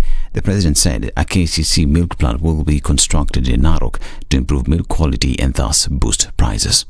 The Senate Committee on Agriculture has given Minister of Agriculture Mithika Linturi 1 week to appear before it. Otherwise, it will take legal action against him. The committee has expressed its outrage at Linturi's decision to ignore invitations for the third time in a row. The committee, under the chairmanship of Kirinyaga Senator James Murango, wants Linturi to shed some light on the management policies of the miraa industry.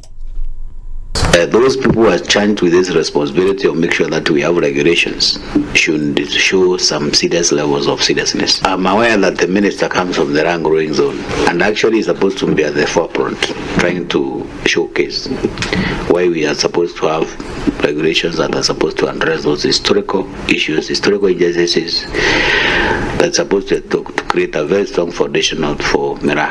We need the minister here to own. He comes from that region to take political responsibility and also to take a ministerial responsibility, bearing in mind that in strict sense your documentation doesn't qualify. And senators have faulted a court decision that suspended the operations at Uasin Gishu County Assembly on grounds that it is not properly constituted, led by a majority whip Boni Halwale. The lawmakers warned that the decision risks grounding the county government. They say the order could cripple the delivery of services to residents. Wednesday, High Court Judge Wananda Anuro, sitting in Eldoret, ordered that the sittings and operations of the Assembly be suspended pending further directions from the court. And the Commonwealth Parliamentary Association member countries are rooting for the change of status of the organization from a charitable body. Members attending the 66th CPA annual conference in Accra, Ghana, want the process of changing the status of the body from charitable organization to an international interparliamentary institution. The delegates have taken issue with the United Kingdom for buying their time in enacting the law that will facilitate the change of status of the body, noting that they read a sinister move in the delay. And Director of Criminal Investigations, Transnational Organized Crime detectives are holding 15 suspects in connection with passport issuance corruption scandal at Nyayo House, Nairobi. These comes weeks after Cabinet Secretary for Interior and National Administration, Professor Kithure Kindiki, directed that investigations be conducted following public outcry.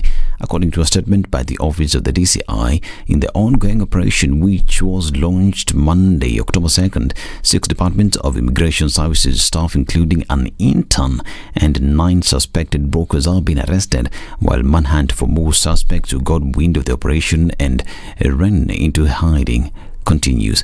DCI says the crooked officials went ahead to plant brokers around the facility to entice and collect funds from desperate applicants whose emergency cases, as well as persons of means who were able to influence special treatment at the expense of ordinary Kenyans who procedurally tendered their applications.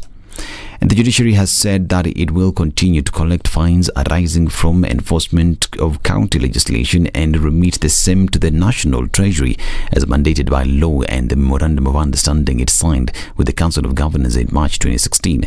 Chief Registrar of the Judiciary, Ann Amadi, said With the establishment of the 2010 Constitution, Parliament enacted the County Governments Act, which repealed the Local Government Act that existed before the devolved system of government was established with the current Constitution. The repealed Local Government Act has allowed local authorities to erect and maintain courthouses dedicated for the enforcement of the Local Government Act and municipal bylaws, employ staff to serve in such courts, and pay the government the cost associated with the employment of magistrates who preside over such courts. This is Newswire. Dennis Asero. Good morning.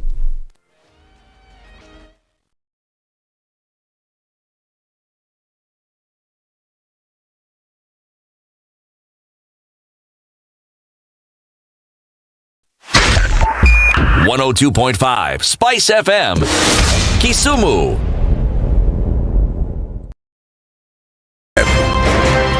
This is one of the hottest show that we can ever miss in the morning, and it's a show that really gives a real situation in the situation room. Pleasure to be here. Thank you guys so much. Ndu, nice meeting you. Yes. Even beautiful in person more than in photos. Say that again.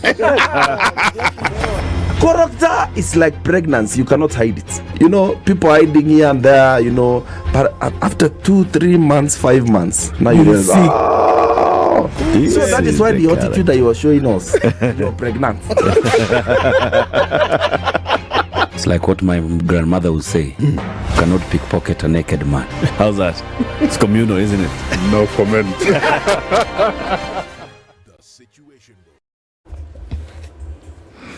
Okay, so traffic building up still. Some places I think will be fine, but this is Langata Road and it's busy as you get towards the Nyeri Stadium roundabout. It's going to take you some time before you get out of that one. Rilo Dingaway is taking off some of that traffic, and we're also looking at it heavy then coming in from Magadi. I told you something happens on Friday morning on Magadi Road, and then touching on Langata Road also then becomes a thing. All right, let's look at what's coming out of Westlands, and it's still pretty busy. Gitanga Road coming in from Naivasha Road, also touching in from Gong Road. It just keeps on like dominoes affecting everything else, then getting into Lavington from Mzima Springs out towards the Drift, and then coming through to Wayaki Way. So it's busy coming in from there. That's on the western side of the city. Coming in from the southern side, we've seen that already. And then also looking in from the Thika Superhighway, that's also still pretty busy right around Survey, and we'll see more movement then as you come in from Limuru Road. That's also pretty busy as well. All right, we'll keep an eye on things and see how they open up closer towards the end of traffic hour. Let's talk in the meantime. Let us know what might be happening in your neck of the woods. We'll talk on Spice FM KE on X.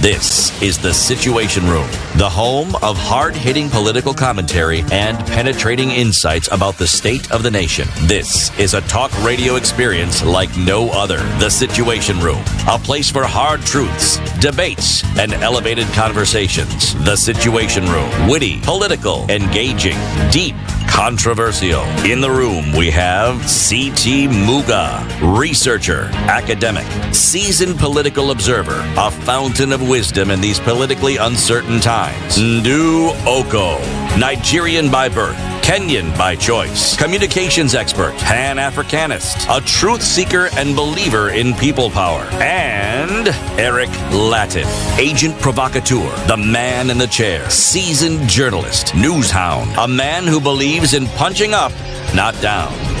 This is The Situation Room, 8 after 8, the only way to start of Kenya's biggest conversation this morning, and it's Friday. It's the 6th of October, and on the 29th of October, there's a movement, or one would hope, and it's the Kenya's largest single-day athletics event that's taking place. It's back again.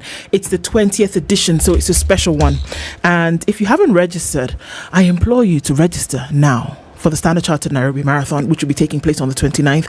20 years running. Imagine. www.nairobimarathon.com is where you need to go. It's 2,000 shillings to register, and then you can participate in the race from taking off from Uhuru Gardens on that day. And then you wonder, okay, so I've run, then what? Well, the then what is that the Future Makers program is where all the proceeds will go to, and it helps young people, especially girls and people with disability, to learn, to earn, and grow. So it's a good thing for you, it's a good thing for many, many people. And jumping off, it's Health Friday. And as we look at matters concerning health across the board, Henry Nyeri is the chairman of the Nutrition Association of Kenya, and he's here today with us, and we're going to talk about, of course, the nutrition conversation, but we're looking at this specifically amongst infants and children and where most would go wrong or what actually we need to do. Henry, you've been here before. Thank you very much for joining us in the room this morning. Thank you so much for inviting me. Karibu sana. Asante. All right, well, so let's welcome you properly. And see, nutrition, food, CT has a proverb today, and it's about food. I'm telling you. Okay. Actually, it is about food. Isn't it? The theft of food. The ownership of food. This is our final proverb from the country of Uganda. Next week we go to Tanzania. What you have not yet got in your possession, do not consider as yours. Comma. They took back the bananas you had stolen at night. That's the proverb. Wow. Okay. From Uganda. What do you think about that? I think, number one, it's very important for any individual to think about what they have rather than what they do not have. Because if you make use of what you have at the moment, then things become easier. In the household, the foods that you have and what you consume, I would say that it's important to see the amounts and the adequacy of that diet. Because if you do not, for example, have the meat that you might be wanting to eat, then you can only make use of the foods that you have in the household. Yes. Huh. So it's only the things that you have available that you can use. Yes. I told you it was about food. Yeah, you thought it was about theft. Well, I did say it was about theft of food, but how on earth can I be responsible for the way in which you interpret what I say? You can be responsible. Me and you, City, you can be responsible for my thoughts. After all this time, you must be at some point. I have no choice. You don't have a choice. I'm sorry. All right. So, we're looking at a specific demographic here, Henry, even as we talk about nutrition in children. Yes. A couple of weeks ago on a Health Friday conversation, we talked about the fact that quite a number of children, actually children as well, then we'll talk about loss of life and the food that we actually eat and how they should, what they need in the very first few days of life to actually survive. Yes. But now this is a graduated conversation now when we're saying then, are we actually feeding children the way in which they should be fed and where perhaps we've gotten it wrong? But maybe we should start from the end, right? Yes. Malnutrition, usually we think about it as bad eating. Yes. Or improper eating or not eating the right things. Could we start by looking at some of the definitions of some of these things and saying, by the time you are malnourished, that's the end result. Yes. There are many, many things that happened or did not happen that will now say that you have somebody who is not nutritionally balanced. And as a child, that's a big thing. What happens in a case where somebody has not received that and then you now say that child is malnourished? Thank you. So the very first thing is that we need to understand what malnutrition is. And malnutrition basically means that as you've well put it, you have either fed improperly or you have not fed adequately on some of the nutrients that you require for your body to function properly. So basically, we have various forms of malnutrition, that is undernutrition, and these include, we have deficiencies. For example, there's someone who will present with a deficiency of maybe vitamin A, the basics, deficiency of protein, and that will present as kwashiorkor, marasmus or marasmic kwash.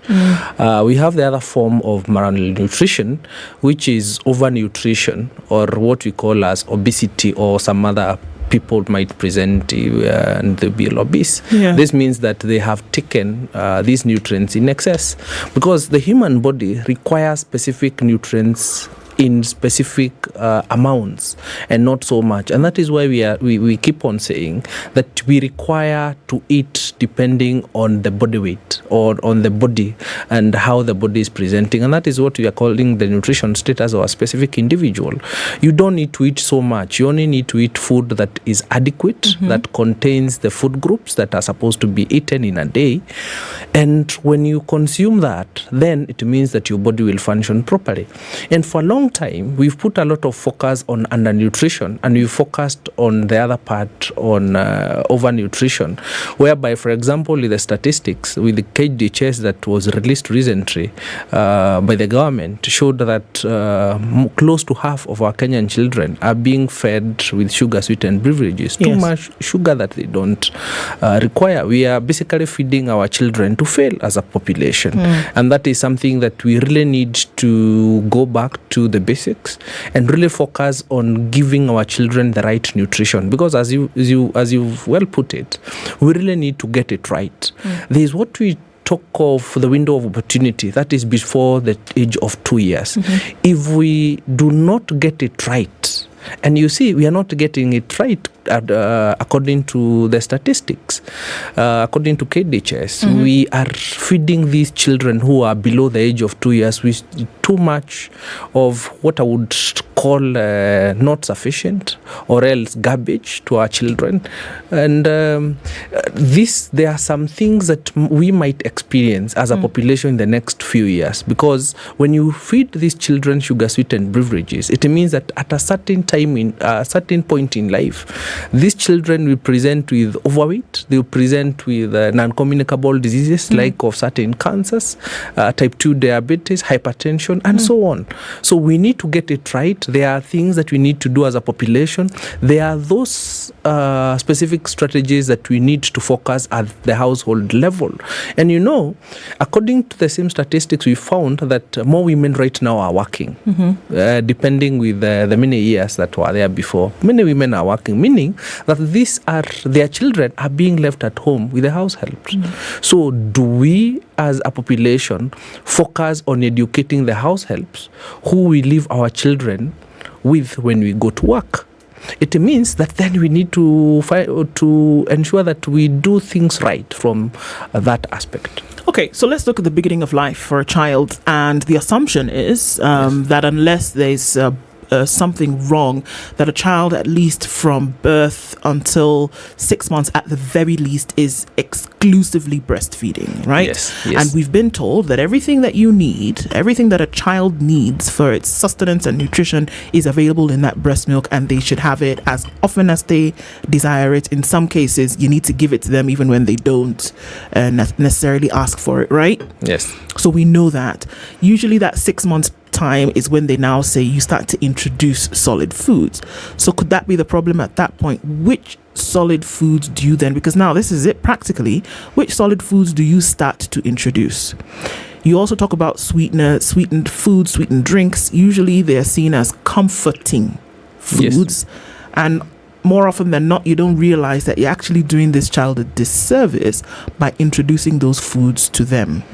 I've heard of some parents who have never ever given their children sugar, for example. Yes. And their children have grown up not having the desire for it. So are we making a fundamental mistake at that point whereby you're introducing these foods even at that age? Or can you do a treat every now and then? What are the at least the measures that people should use at that age? And I'm talking from that 6 months. Yes, thank you so much. I need to take you back a little to when this mother is pregnant. When this mother is pregnant, the food that you feed as a mother when you're pregnant, remember that through the amniotic fluid, your baby is able to feel the taste of your foods. So if this population that is pregnant is feeding on these sugar-sweetened beverages that we've talked about, that child will start to take that taste. According to KDHS, 70% of our reproductive women in Kenya are taking sugar-sweetened beverages, and these are the women who get pregnant, meaning that even when they get pregnant and even when this child is born, they already have that sweet taste. because they have had that taste. So as you've put it, it is very important for us to know that we really need to focus on exclusive breastfeeding because it's the gold standard for these infants below the age of 6 months. So when you introduce the complementary feeding, you do it at the 181st day. There's usually a confusion. So you do it at the first day of the 7th month. That is the 181st day. Okay. So when you're introducing these foods, you basically need to reduce to ensure that the consistency of this feed is right. In terms of, remember, this is an infant who has never been fed on anything else by assumption, and that's the right thing to do except breastfeeding. So you introducing some other foods. So when you're introducing these foods, the consistency needs to be right. It needs to be very light. It's as if you've put one teaspoon of flour in like 150 mils of water. The consistency needs to be very smooth. You introduce gently and you introduce one feed at a time, because you remember this is an infant who has not taken anything. So you really need to ensure that the taste is good, and you introduce a feed at a time. And the most important thing to remember here is that when you're introducing, for example, protein, you need to introduce a protein at a time, and you do a lot of observation because proteins sometimes bring allergic reactions, and therefore then it's important to note that when you're introducing this plant protein, then you need to ensure that you introduce one at a time, observe in a day, ensure that there are no reactions, and then you can go to the next food. Sugar should not be introduced to infants at all, because sometimes when they get this taste, they will not feed on foods that do not have sugar or not sweet tasting. Therefore, that can only come later, after 2 years and above. It's also very important to note that for animal protein, that needs to be introduced at around the end of 7th month. Okay.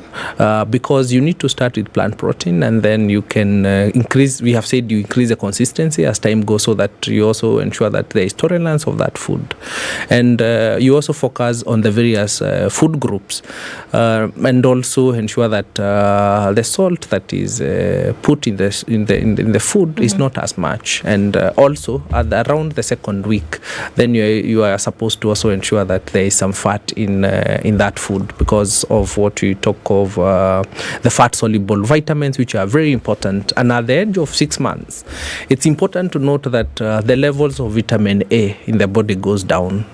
Because body requirements goes up, and breastfeeding alone cannot meet the energy gap and vitamin A gap. Therefore, there is importance in introducing foods that are high in vitamin A, and these include colored fruits and vegetables that are either red, yellow, or purple in color.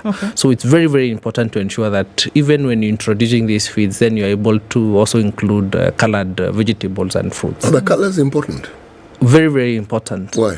Because these colored fruits and vegetables basically means that these foods are high in vitamin A. And vitamin A is very important because of, number one, sight, number two, good immunity, number three, the integrity of the skin. And remember that this is an infant who just landed on earth, and after 6 months, then you really need to ensure that you give these foods that will give the basics that you can give in terms of immunity, and you also kickstart their system. I want you to break down something for me here. Yes. Okay? Yes. Everything that you've said. Yes. A mother whose available source of nutrition is what we loosely refer to as traditional foods. Yes. So, what can one eat? Something fundamental, basic, that would be able to provide all these nutrients that you speak of. Thank you. So we are talking about food groups. The very first thing to note is that for you to get the energy that the body requires, or that infant, for them to get that, there is a need to ensure that you eat grains, either grains for you to get the energy, either grains, we have roots, we have tubers. That is what we used to refer to as starch. That is what gives the body energy. Number 2, we have what we term to as flesh sources or meats. We have poultry, we have fish, and we have the other meats. And we have the legumes and nuts. It's very important for us to know that for some of these things, for example, the nuts contain a lot of trace elements and micronutrients. What are trace elements? These are, for a long time, we used to think that vitamins and minerals are not so important, but they are very, very important. For you to be able to digest the food that you eat and for your body to be able to take it, in terms of for it to help you, you require what we call as micronutrients. And these include the basics, calcium, we have zinc, we have chromium. We get all these from the fruits and vegetables and some of even the other foods that we are eating. For example, the nuts that I'm talking about. We also have omega-3 and 6 fatty acids. And these are the building blocks for your immunity. And that is what helps your immunity. And this is also what helps in your body functioning. Omega-6? Yes. Why is it not 7 or 5? It's basically the term that was taken by the people in academia. Yes, because of the way they present or the way they appear. Where do you find them? What foods do you find? Nuts. Nuts have omega? Yes, fish. Nuts and seeds. Yes, we also have fish. Okay, now nuts. Yes. The whole range. Yes. You're talking macadamia. Yes. You're talking groundnuts. Yes. Are Simsim nuts? Simsim are seeds. Seeds. Yes. Do seeds come in also? Yes, they are also in the same class. Come in? Yes. Cashew nuts? Yes. Are there nuts that have more of these micronutrients than others? Yes. Basically what happens in nutrition, some certain foods will contain some other basic nutrients higher than the others. For example, the micronutrients that I'm talking about, the likes of zinc, which is very important in immunity and also for men. They are highly found in seeds and nuts. When you talk about, for example, of other vegetables, you'll realize that we have some other sources of other micronutrients, which are also very important. The likes of vitamin C, the likes of vitamin B12, vitamin B6, all these others are found in other sources. Yes, so it's very important to note that when you include all this, then you're able to get the micronutrients that you're also talking about. There's another food group, which is dairy products, milk and milk products, that we refer to them as dairy products, because in milk you also get calcium, you also get iron, you also get protein, and they are also very, very important. And there's also another food group on eggs, because eggs also give us some other micronutrients which are essential. And we are saying for these children, for them to be able to get the best nutrition, they should at least get 5 of those food groups. Every day? Every day. So what are we talking about here? So we've talked about minerals and vitamins. You've talked about your proteins, your carbohydrates, and then you talked. So eggs fall under what? We are talking about, we have moved away a bit from what you are talking about, the starch, the proteins. We have subdivided them because we really want people to have it right. Okay. And we are talking of, for example, if it's protein, we are subdividing the sources to various food groups. For example, I've talked of so flesh you have foods. Proteins, you have flesh, you have eggs, and dairy then you products, have dairy products, and also legumes. Okay. Yes. How long should you have that monitor on children in terms of how you need to be very sure that they're getting these 5 groups that you speak of? Can it get to a certain point? Because other things, when we talk about social constitution and all of that for children, you say up until the age of 6 you have to be very careful what they're doing, speaking to them, and the fundamentals are placed before that age. Is it the same for food? Can you at some point say, well, okay, you've gotten the base, we've set up the base, we've been feeding you like this, you have everything you need, now go ye forth into the world and eat as you like? Yes, at 9 months. At 9 months, we feed our children the foods that we are supposed to eat as a family, all the food groups. Now, from the age of 9 months, we say that you need to also ensure that you give as much in terms of all the food groups. However, it's also very important to note that for your child to be able to get this good nutrition that you're talking about, for all these food groups, even if you are giving the 5, you also need to ensure that out of the 9, you give each and every food group in a day. But in minimum, you're supposed to do 5. For example, let me give an example. If, for example, at lunchtime, you've given, say you've done rice, you've done beans, you've done green leafy vegetables, and you've done a banana. When you're doing it at lunch, then you also need to focus on some of the other food groups that you did not focus on. For example, you did not give colored vegetables or colored fruits, because a banana is white in color, does not fall into the class we talked of. Yes, inside. The I just inside thought of about banana. it that a banana is actually not yellow. Didn't actually comment. Yeah. Okay. So you need to focus on the other various food groups that you did not give. So you need to give, for example, you did not give, for the example that I've given, you've not given flesh products. So you need to maybe give beef or poultry, a piece of that. You also need to give, you had done rice in the morning, then you need to do a root or a tuber for lunch. What are roots and tubers? I know I studied these things sometimes in primary school. Yes. That was such a long time ago. Yes. I've actually forgotten. What is a root and what is a tuber and what's the difference? Can I say one? Yes. A tuber is cassava.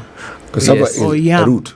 No, it's a tuber. It's a tuber. Yeah. Yes. Cassava. Yes. Yam. Or yam. Okay. Yes. And root? We have the likes of, we have potatoes. Oh. Yes. Sweet and what we call English. Irish. Irish. Potatoes. English, Irish. They would tell you that they're fundamentally different.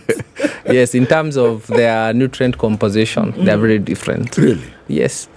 Yes. Sweet potatoes, I understand they're sweet already. That I get.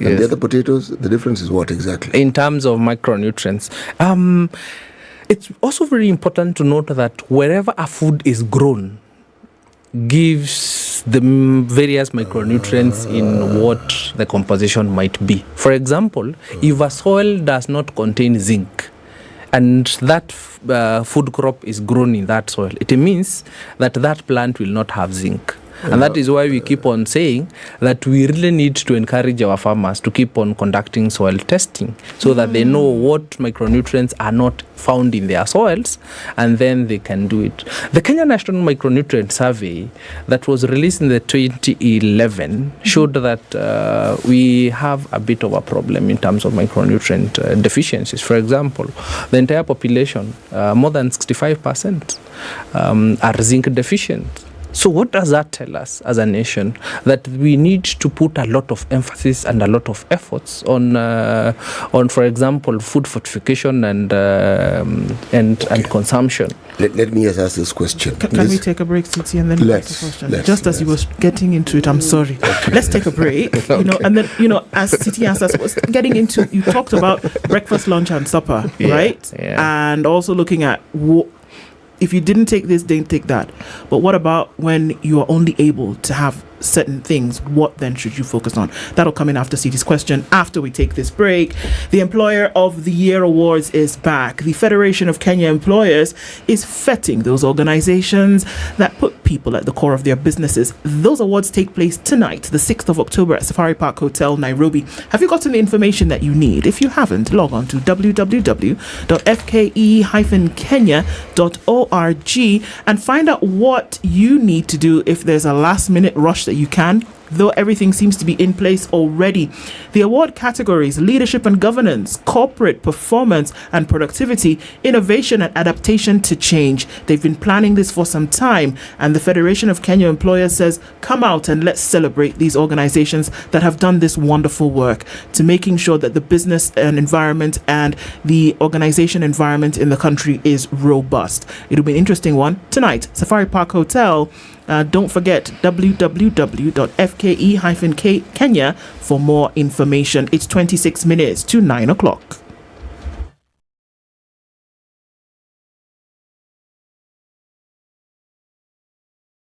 This is the Situation Room, the only way to start your day. It's critical that people pay taxes. But then taxation has to have a limit. When you start overtaxing people beyond certain limit, then this is now we call robbery with violence. We are all struggling, but we don't show. If you're not doing well, shame on you. But you have to say, I'm broke and I'm struggling. We are not okay until everybody is okay. We are pretending to have political parties. Why don't we just be honest? And we say, these are the Luyas, these are the Kambas, these are the Kikuyus, and we find ourselves in Kenya. You know, with politics and leadership, no matter what you do, there will always be a complaint. There will always be the assumption that you're either stealing or you're not doing things right. As a leader, don't fear. If you know you're doing the right thing, you've thought about it, you've got an expert advice, do it, then understand later. This country, we don't need prayers. Prayers is between you and God. Good governance and thinkers who care about the country and not their stomach. That's what we need. The Situation Room, Kenya's biggest conversation.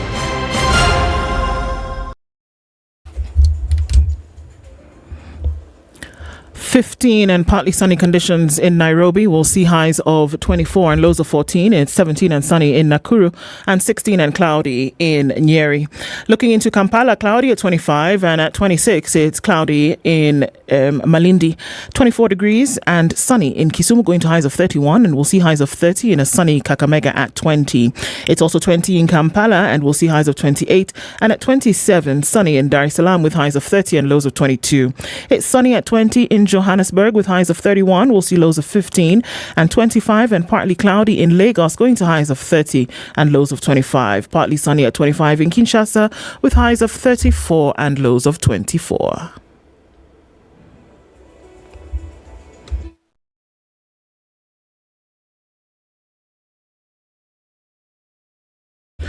Okay, and still continues. I think looking a lot better now on the Thika Superhighway. Just a little bit of it right there between Pangani and Survey.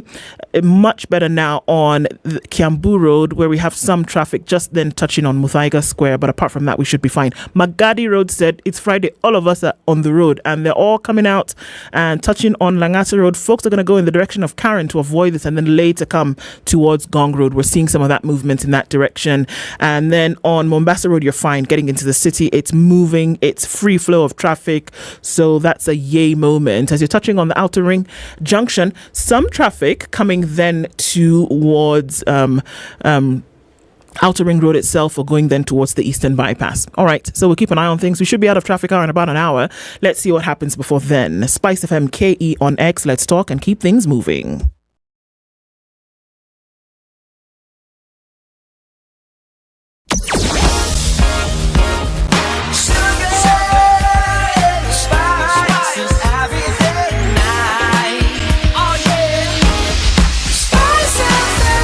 Spice up your life. Mature, intelligent talk every morning. Spice up yourself.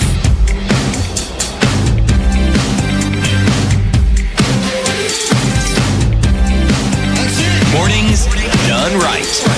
93 minutes to top of the hour, and we're having Healthy Friday conversation this morning, where we're looking at nutrition, specifically with children. And Henry Ngeve, who is the chairman of the Nutrition Association of Kenya, is our guest this hour.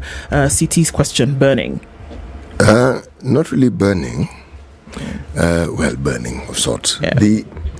Yesterday, was it the day before? We had a conversation with two very interesting Kenyans. One of the guests was a farmer who's engaging in organic farming.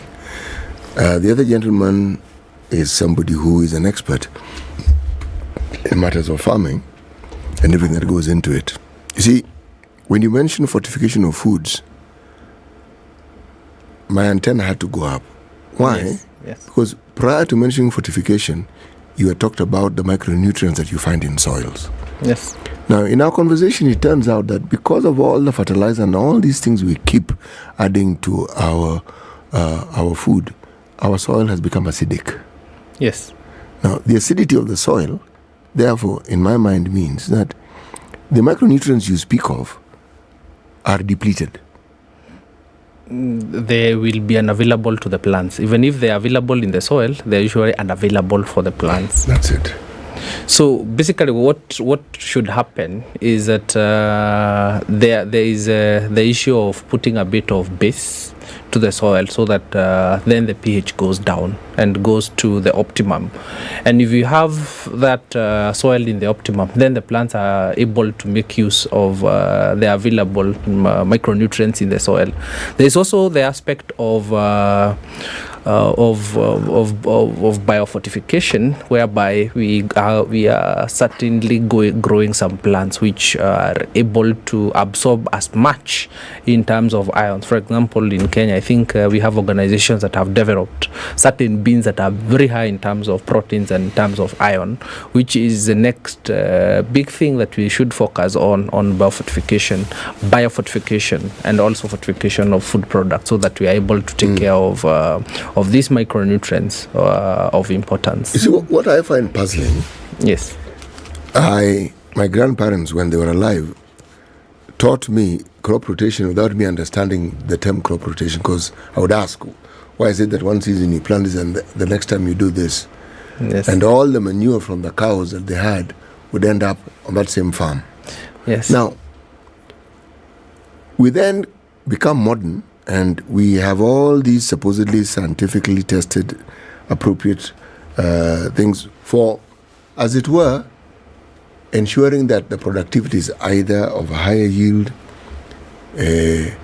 we kill the pests. Yes. After killing the pests, there are these very costly procedures that we seem to follow, so that we can get the same output that organic farming brought about without any of these things, and also with the understanding of the makeup of the soil and what is required to ensure that the soil remains healthy. Yes. So it's like we go through all these processes so that we end up exactly where we were before. Yes. Now, how do we get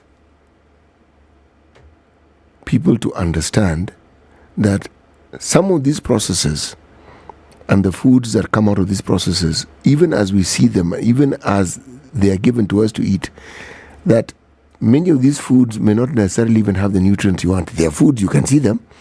They may even have the same taste. In some cases, they probably don't even have the same taste. Yes.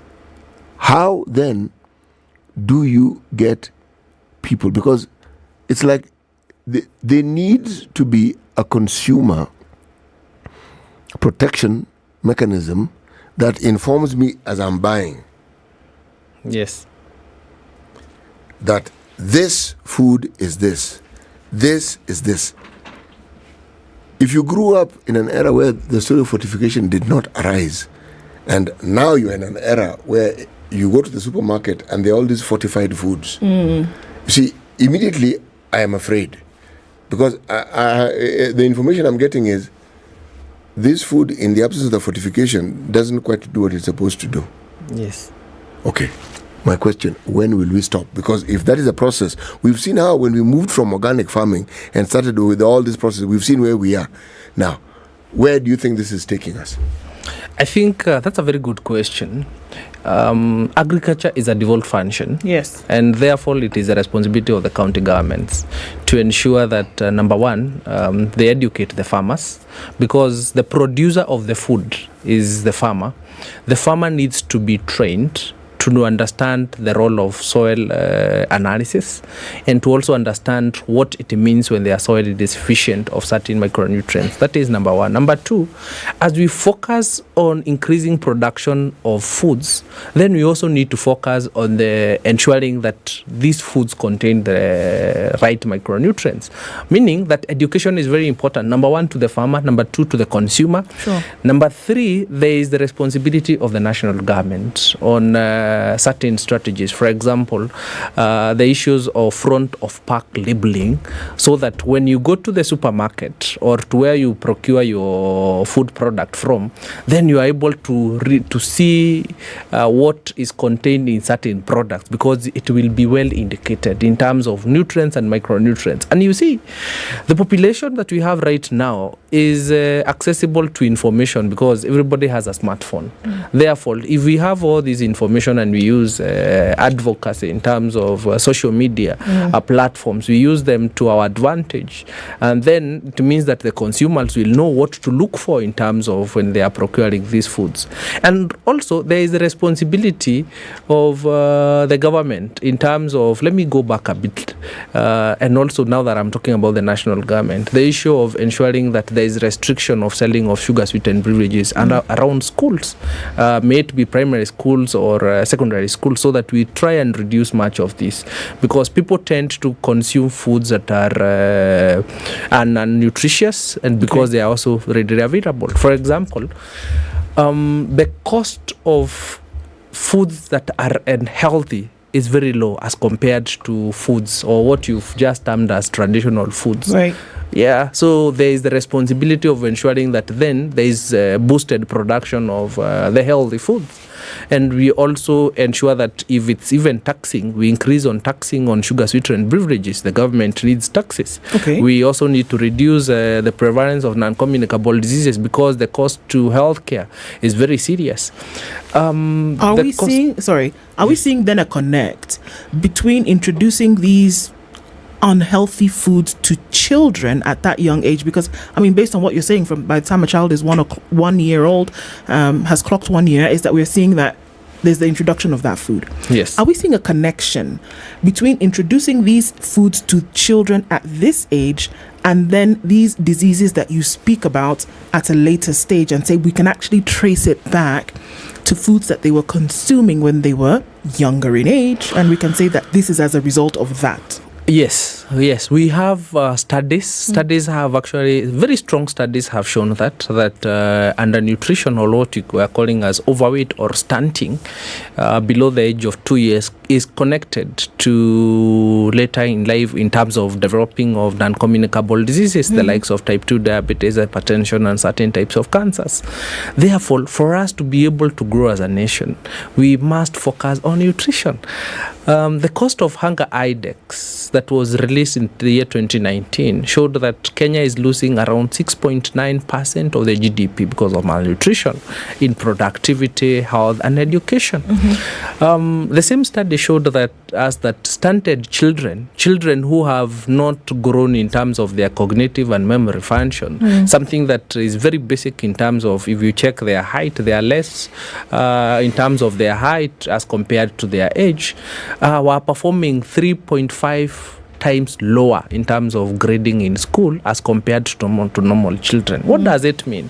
It means we continue giving our children sugar sweetened beverages. We also focus on not giving them the adequacy in terms of diets and the number of times that they need to be given food, because for children they need to be given food at least 5 times in a day. Children? Yes, 5 times in a day. What age of children are we talking about here? Below 5 years. Below 5 years, because there is breakfast, there is something at around 10, there is lunch, there is something at around 4, and then there is dinner. Right. So if those are 5 times, so we should ensure that they are fed in those number of times, that is 5 times. And we also focus on what we talked about, the food groups, because that will also help us take care of the micronutrients that we are talking about. Some of these foods are expensive. Yes, Henry. Yes, and we can't run away from that. Yes, that the flesh that you speak of, fish, chicken. You also then talk about proteins, eggs, and if you also want to be practical, I think an egg today is 18 shillings. Yes, 19, 20 shillings, one egg. Yes, right, and getting a little bit more expensive. Of course, we say that there is no cost that is too high to then make sure that that children are eating properly. But what happens in an event whereby truly, you just cannot afford to feed children, or anybody for that matter, along these lines that you speak of, and you're saying make sure that they eat, these children especially, because this is a foundation, yes, right? Yes, that make sure that they eat from these 5 groups every day, 5 meals a day.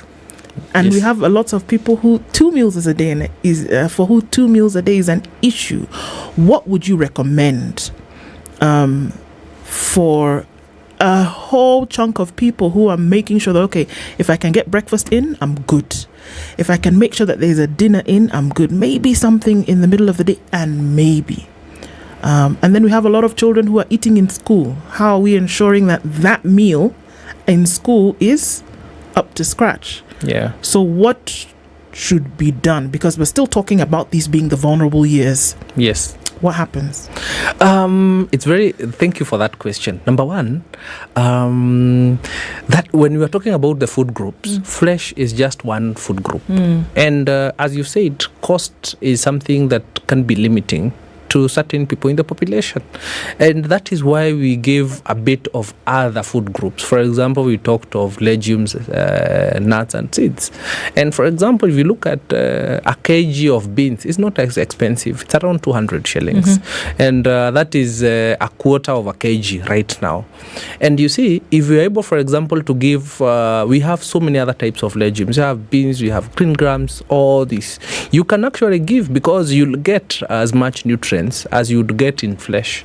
But the reason why we said you need to look at all this is basically because whatever is contained in meat is very different. Yes, it's the same, but it's a bit different from beans. So if you, for example, focus on the legumes and different types of legumes, you also get the same types of micronutrients that we are talking about. Therefore, focusing on the food groups and then reducing on what might be expensive, but also very essential. For example, we are talking of green grams, we are talking about beans, we are talking about lentils, and all these are readily available in the markets. And now that also brings us to the thoughts of us focusing on what we can grow at that household level. What you are talking about a long time ago, and I think City once asked me that question on the responsibility of us going back to the basics. For example, focusing on kitchen garden.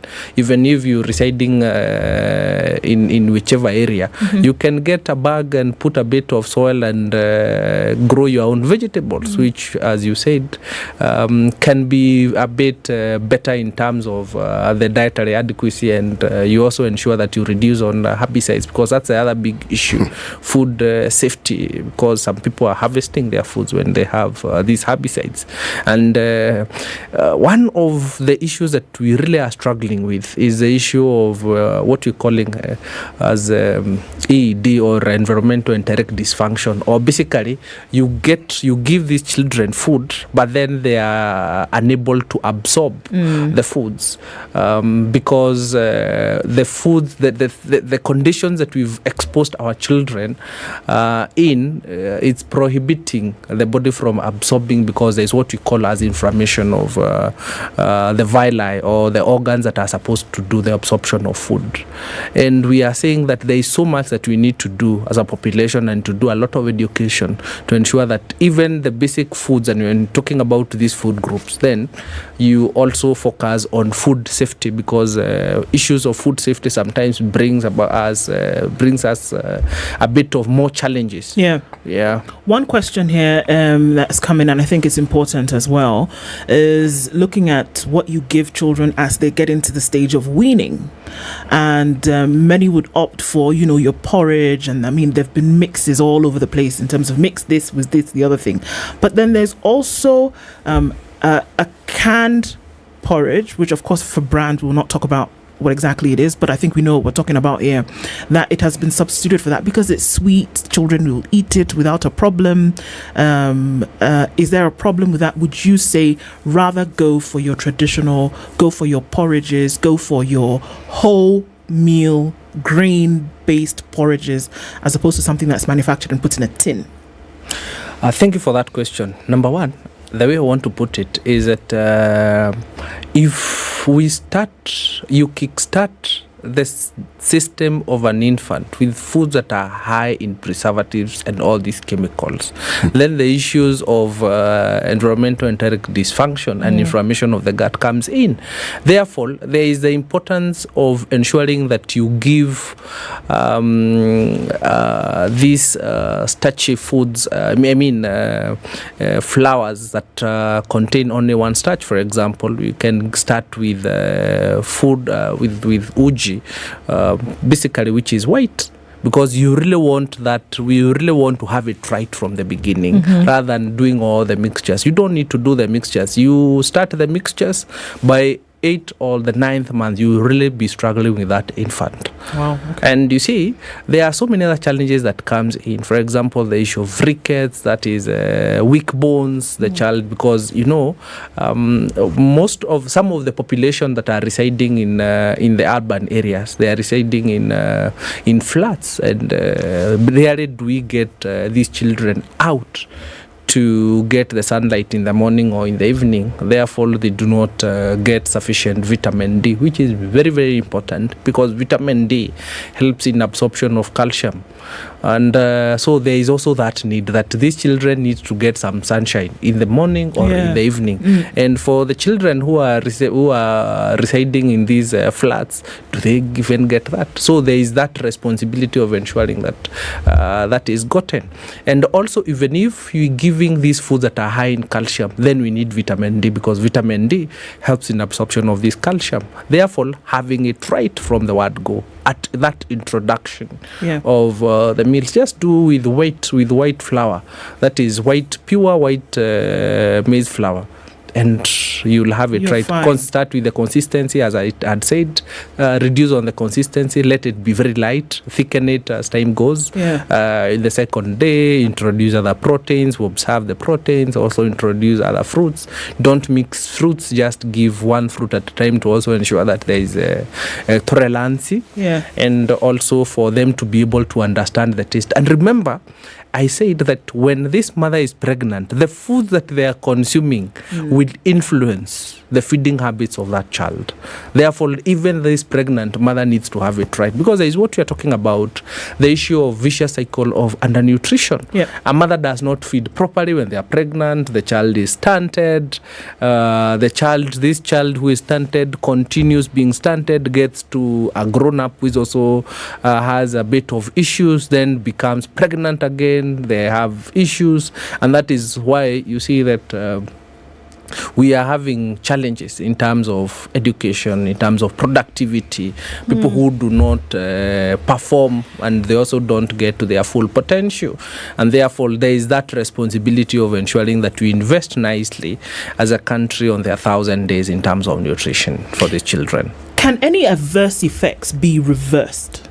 Because you'll see you have a 10-year-old, 9-year-old, and their parents will say, well, he or she was always a poor eater, or that they've always had stomach issues, and then this is how they've always been. Can you reverse the effects of maybe what you didn't do right when the child was younger with food? Unfortunately, for stunting, it can only be corrected up to 2 years. After that, you've condemned that child to a hole where they can never retrieve it again. Because if they are stunted at that level, that's why we are saying it's a window of opportunity. We need to have it right at that level. And what about the mental turmoil that this absence of proper nutrition causes the mind? Can that be reversed? No, it cannot. Stunting basically is a very simple fact and something that we need to understand. It basically presents as less height for age. There's a certain height that a child needs to, even if we have the issues of genes and all those factors. Yes. At 2 years of age, everybody is supposed to have met a certain height for their age. This basically means that if a child is stunted, their cognitive and memory function is declined. And that is why we talk of us putting all the efforts and all the energies into correcting that. Because if that goes past the age of 2 years, that is past their 1,000 days, that's it. That child is condemned. So when you have a situation where malnutrition is widespread, yes, you have actually condemned an entire generation or an entire group of people with never having the opportunity to reach the potential that they could have. Essentially, you bequeath them with a certain level of mediocrity. Well, yes, that's what you've done. Yeah. And that can be sorted out by food. Yes. All that was required was food. Because proper food. The converse is also true. If they are well fed, then, or they are well nutritioned, then you have guaranteed that you have an entire generation of population who have all the chances of not just reaching their potential, but achieving and acquiring better, newer heights. What would be a word that we could go away with today as our time's running out, Henry, in terms of what we need to be doing for children and nutrition? Thank you. If you were to ask me, I would say that us, as the nation of Kenya, we really need to invest in our children below the 2 years or below 2 years of age, because this is a population. The next 20 years, this is a population that you be getting into the market, that we want to be competitive at the global level. Because the vision for Vision 2030 is to have a population that can compete at the global level. For us to be able to do that, we must invest in nutrition, and that is something that there is no shortcut. For us, we must invest in the good nutrition in our children below the age of 2 years. And we need to keep talking about it, that's for sure. Henry Nyeri, who is the chair of the Nutrition Association of Kenya, thank you for being here this morning. I mean, it's ringing in my ears already, what we need to do and spread that word. Thank you. Good morning. It's 9 a.m.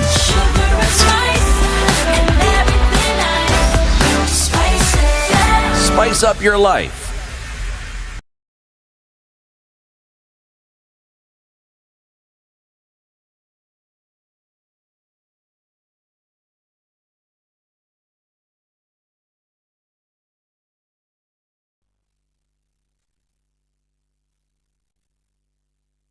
This is Newswire. I'm Dennis Aseto. NAT Secretary General Colin Soyu has called on the Teacher Service Commission to work with them towards ensuring that the teachers' needs were catered for. Kenya Union of Special Needs Education Secretary General James Torome said the teachers who catered for special children had been forgotten by the government. TSC CEO Nancy Macharia congratulated teachers for their efforts, further assuring them of the support in matters that were pending. Governor Johnson Sakaja now says that Nairobi City is set to benefit from urban connectivity program worth $60 million, courtesy of an agreement recently signed between the Kenyan government and the Millennium Challenge Corporation. Speaking during the opening of a 2-day retreat to Nairobi County leadership, Sakaja disclosed that the deal was signed on the sideline of the United Nations General Assembly last month. According to Sakaja, the agreement will help build the capacity of the Nairobi Metropolitan Area Transport Authority, especially with plans to ease movement in Nairobi and the surrounding areas. The workshop that brought together county executive members, chief officers and directors, Sakaja says, will help align sectors and prioritize service delivery for the people of Nairobi. Governor Sakaja also commended the team for their efforts in the last financial year that led to the county collecting its highest revenue in the past 5 years. 3 persons have disappeared in Ijara constituency, raising concerns about the security situation in the area, says Member of Parliament for Ijara, Abdi Ali. Abdi said on the 15th of September 2023, a constituent, Abdi Mohammed Abdi, was abducted by unknown persons while herding his cattle in Boni Forest. 1 week later, another person, Ahmed Abdi Ahmed, was abducted from his house in Bulagora village in Ijara ward. He further told the House that on 23rd of September 2023, Abdi Jibril Dagane was also abducted at Bargwan village in the outcast of Budai sub-county while looking after his cattle. Abdi said that the 3 are persons of high stature within the community and are renowned businessmen. The East Africa Community and the European Union have kicked off the first EU-EAC regional conference on digital transformation in East Africa Community in Arusha, Tanzania. Both sides committed and agreed to foster a human-centric digital transformation in East Africa to utilize digital technologies and innovations for regional integration. The 2-day conference, facilitated by the Digital for Development Hub, unites key stakeholders from the EAC region and European partners. This collaborative effort aims to assess the current state of digital transformation in the region and explore opportunities through a Team Europe initiative, which includes EU and its member states. Angolan President João Manuel Lourenço is expected to be among foreign presidential dignitaries who will grace this year's Mashujaa Day celebrations in Kericho County. This was confirmed by the Angolan ambassador to Kenya, Sianga Ambilio, who paid a courtesy call to the Kericho County Governor, Eric Mutai, and informed him that the Angolan president was prepared to join Kenyans in the celebrations to be held at the newly revamped Kericho Green Stadium. The Angolan president ascended to power on September 26, 2017, as the third president of the Southern African nation. Governor Mutai briefed the diplomat on various government interventions ongoing across Kericho town, including the construction of Kerenga airstrip, recapping of roads and revamping of the stadium, and the county commissioner's residence for the big day, whose theme will focus on universal health coverage. Elijah Washira has been appointed as the new Chief Executive Officer, National Health Insurance Fund. He takes over from Peter Kamunyo, whose 3-year term ended in March this year. In a statement, the board of NHIF announced the appointment of the CEO and 6 directors following a competitive recruitment process, which commenced with an advertisement in the print and digital media on 27th of June. Hazel Koitaba will serve as the Director Beneficiaries and Provider Management, Ibrahim Mohamed Aliyo as the Director Corporate Services, while Periken Olesankei is the new Director Internal Audit. Others are Catherine Mongania, who has been appointed as the Corporation Secretary, Director Legal Services. Robert Ingasira, Director Financial Services, and Martin Ayo will serve as the Director Information and Communication Technology. According to the board, the new management team brings on board wealth of experience that will contribute to the transition of the fund into its successor. This is Newswire. I'm Dennis Aseto. Good morning.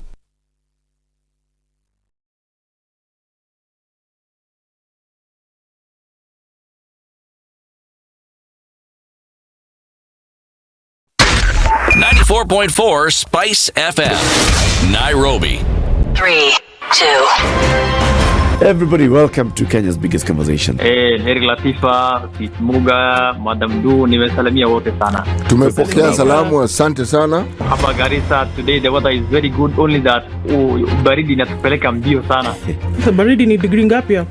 Hata sijui, lakini madam tunakauka sana. If you want to follow the money trail, you've got to think like a thief to be able to catch that thief. A slap from a friend is better than a kiss from an enemy. You remember the kiss of Judas Iscariot? Iscariot. Yes. Is the one that imetuweka kwa hii mashida yote na mataabu kwa sababu of that kiss. Yet the slap of Jesus Christ, when he slapped those guys wenye walikuwa wanauza mboga ndani ya kanisa, took them to heaven. The Situation Room, Kenya's biggest conversation.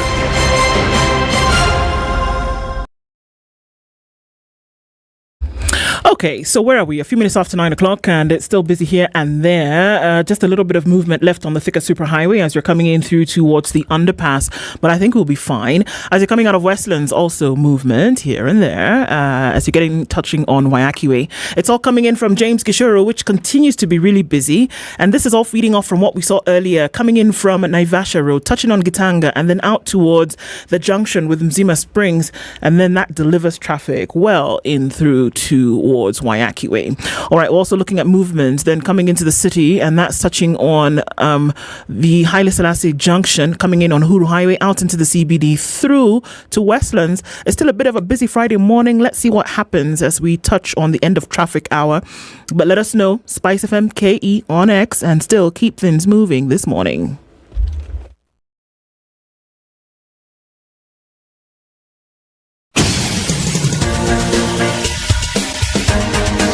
This is The Situation Room, the home of hard-hitting political commentary and penetrating insights about the state of the nation. This is a talk radio experience like no other. The Situation Room, a place for hard truths, debates, and elevated conversations. The Situation Room, witty, political, engaging, deep, controversial. In the room, we have C.T. Muga, researcher, academic, seasoned political observer, a fountain of wisdom in these politically uncertain times. Ndu Oko, Nigerian by birth, Kenyan by choice, communications expert, Pan-Africanist, a truth seeker and believer in people power, and Eric Latif, agent provocateur, the man in the chair, seasoned journalist, news hound, a man who believes in punching up, not down. This is The Situation Room, the only way to start your day. We're getting into the final hour of the Situation Room for this week. You know, you can say that on a Friday morning, can't you? Yes, you can. And as we continue with conversations, I just thought about that last conversation, and you are actually what you eat. From when you were a child until you're much older, you are what you eat. Literally. You know, you eat poorly, you come up with a poor composition. You eat properly, then you're able to do so many things because you eat properly. And it's not being full, but it's being... exactly, you're being complete. Voila. I was going to ask if nutrition is a word. Is it? Well, you know, nutrition... we can make it up your if you nutrition, want it. yes. Your No, nutrition. we can. Yes, you It's can. called coinage. Thank you. We can coin the word and then continue with it. You see, the thing that is actually fascinating is when you think about it, it's logical. And it's logically straightforward. Because what we eat is responsible for, one, the physical growth, because that's what we see, because it's outwardly manifested. Voila. But everything else that goes into making a human being, your mind, your nervous system, I mean, everything about you, you may not think so, apart from just the heritage that you have, the genetic heritage, that is built up, enhanced, or diminished by what you eat. Indeed it is. We're getting into an hour where everybody's going to talk to us, and I'm just going to go off the bat in case you forgot, because I know it's been a minute. 0719, even I have forgotten the number. I'm joking. 0719, for real, Edna, I beg, help me. Where is she? Is she there? Okay, she'll tell me in a minute. I'll tell you that number in a minute as you'll be able to talk to us this morning. We're getting into a conversation whereby we talk about, all right, guys, we've talked about the state of living. We've talked about the high cost of things. We've talked about so many things. So as you get into it, 0719-012-600, that's the number. Paste it somewhere, because you're going to be talking to us this morning about really what is it that you feel right there in the gut of you as somebody who lives in this society, lives in communities, and you're seeing the things that are happening on a government scale. The reasons that have been given are many without number. Number one, you've been told, all right, there's a lot of spending from the government side, high cost of living, etc., etc. And then, you know, we also heard about corruption, time without number. And we've said that we saw some intervention by government just the other day where the president came out and said 10% applicable across board, reduce your spending by 10%. If you do not have to travel, sit in your office and get your work done. If you don't have to join those who are actually traveling, the same thing, sit here and get your work done. Is it adequate? Is it going to sort it out? But we want to hear from you today about a different kind of something else that was brought in terms of an intervention. There was a cabinet reshuffle that happened, and it took everybody by storm. People were moved from here to there. We saw that people were given dockets then that had not previously fallen under their ambit. And this move that we have seen, we want to get a view of what people actually think. Will it now deliver the efficiency that folks are looking for? Are we saying that we got off to a rough start, and now with this new reshuffle, we will actually see that delivery of service will be something that we can all pick up on? Well, let's get into that conversation. But before we do, CT, for the last time this week, give us that proverb from Uganda. Indeed. We will visit the country of Uganda in the not too distant future, but for this week, this is our final proverb. Okay? When you have this proverb, anyway, I always pause because I read and I say, okay, when you have not yet got in your possession, what you have not yet got in your possession, do not consider it yours. They took back the bananas you had stolen at night. Yeah. You had stolen it, it's not yours. They're going to come for it. It actually never was. But the perspective that Barack Muluka gave us was a very interesting one. Is it? The tradition, yes. Someone was hungry and they were passing by your farm and they saw bananas. They were allowed to eat. What they were not allowed to do was to carry. But you could eat. Just go, pluck, eat, and then go. Yes. But don't take him. You can't. No. That's a different matter. If you take it, then you have stolen. Okay. So the conversations continue. Linda, you thought I said Eric was in the building. I said he will be in the building. Don't worry. Monday is a beckoning and he'll be here with us then. All right. So as we get into this conversation, join us in it. The Pan-African has a very interesting comment already. And I want to look at that because when we talk about the sides that we take in politics, how does that directly affect what you need on a daily basis?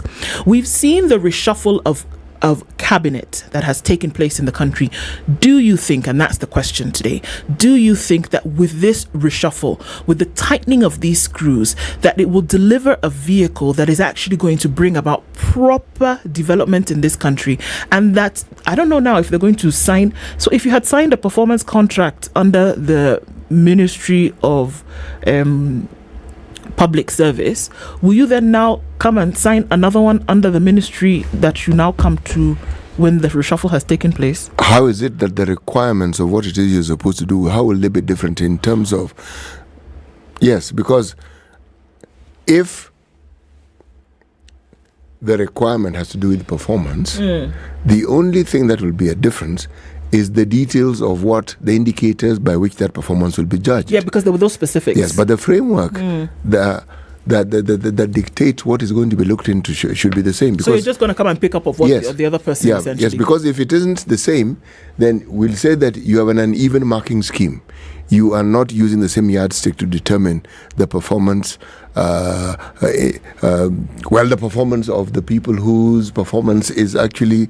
I'm being wordy here, aren't I? Yes, quite. All right, but you know exactly what I'm saying. How about you say that again? Well, I'm saying there has to be a certain level playing field when it comes to determining the performance of these public servants. And so it doesn't matter which ministry you move to. The framework will be the same. This is what it is that we are looking for. Now, specifically for each ministry, these are the indicators. There's this, there's this, there's this, there's this. If there are variables, it's this and this and this. So as you correctly put it, when you get there, you will know. You'll read it. You'll say, this is what is expected of anyone who's in this ministry. Yes. Okay. There were many things. I read something yesterday and somebody said, you know what, this cabinet reshuffle that everybody's talking about, etc., etc., how do we know that it's not a smoke screen for something else that's hiding you from other realities? And I don't know. I think sometimes, can you give the benefit of the doubt to the individual who did this and said, you know what, I think that an individual can perform better at this stage or at this level than what we had seen in the past, that it is possible that if I zhuzh things up a little bit, that we will see maybe somebody will deliver better for me in this. And that is how a cabinet reshuffle comes about. Is it possible that is what we're seeing here? And are we satisfied to say, okay, actually, yeah, he decided to mix things up a little bit, and we will then see that as a result of that, we will actually see some changes. With a cabinet reshuffle, what happens moving forward? Do you think that it can actually bring about the results that Kenya needs today? And we'll take your comments on that on 0719-012-600. You can call in and talk to us today, and we'll be taking your calls. The cost of living is something that has affected people through the roof. Every day, every moment, everybody's crying about this thing or the other thing. And we want to say, with the measures that we are seeing being put in place, are we seeing that this is a panacea for those things? Is it going to deal with these issues head on?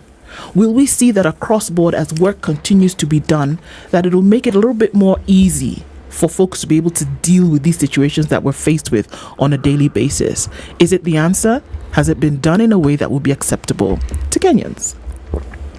Well, you know, that is the sort of question that falls into the category of a question that is actually not difficult to answer. Because if one answers yes or no, would that be adequate really? Would you be delving or even showing an understanding of these questions that bedevil Kenyans? Would you? Because that is the question. If you are looking for a solution, then you are in essence saying that there's a problem. And if that problem then does exist, are you then saying that what you have before you is the adequate solution to the problem that you have? And yet, when you look at the problems we have, it doesn't matter how you look at them. Some of them have been with us from time immemorial. Some of them have simply acquired a new posture and a new presentation. Some of it are new in their intensity. For instance, if you look at just the simple reality that we have of this story in this country about graft, there seems to be an upward push. There seems to be more graft being reported. There seems to be issues surrounding the malfunctioning nature of government units, beginning with parastatals, going on to county governments, going into national government, promises that were made, plans that were laid out which are unmet, projects that were slated as having been started, new ones we are told being started without a comprehensive understanding of what had been started and where it is we are with them and whether they were actually completed. And the story goes on. Because for every problem, for every project that we were told was supposed to be started, and if it was started, instead of hearing the completion of what was started, you hear of the start of a new one. So, to answer your question, is it really a simple question to answer? The answer is no. But can it be answered? Yes, it can. And how, to what extent can Kenyans really be involved in this? Because one of the prescriptive solutions that we hear to all of this is that you must be involved. There must be citizen governance. There must be citizen participation. Because, look, I think it has been established that one of the issues that we see is that a lot of the money that is being put forward for development is actually not used for development. It's not used for development. And there's a lot of corruption and impunity, bad manners is the way in which things are dealt. And then the call continues to be that Kenyans must be involved in their governance. And I keep asking myself, how? How can you be involved in your own governance if you're sitting here thinking and saying, yes, a cabinet reshuffle was necessary. The president stepping in and saying 10% reduction in how you spend your money, necessary. But then on the other hand, we're also saying Kenyans need to be involved in their own governance. Kenyans need to be involved in putting state and government officers to task and asking them to be accountable for their actions. And I continue to ask, how? Is it conversations like this? Is it saying that when you go to the county offices, you ask a question and you do not stop until you get an answer? We often say Kenyans must take the bull by the horns. But my question today, I'm actually befuddled, and I say, how? What are you supposed to do? Bandu, how exactly does a cabinet reshuffle respond to the problems that we have? Remember, before these individuals were given the jobs that they were given, they went before Parliament and they were given the opportunity to present their case and to convince Parliament that they were equal to the task. Now, again, the proof of the pudding is in the eating. So we say one couldn't have known the reality of their capacity until they were actually at the desks, at the offices, performing the tasks that they were assigned to do. That I understand. But then, the reshuffle also tells us that perhaps it has been felt on a positive note that some of these individuals, given what they have done, would be better placed in some other department, some other ministry, because the abilities that they have shown would work better in those ministries. But if you look at it conversely, you'd say that they have been found wanting. And so, they cannot carry on with the work in that docket. So the question then you'd ask, so why do you take them elsewhere?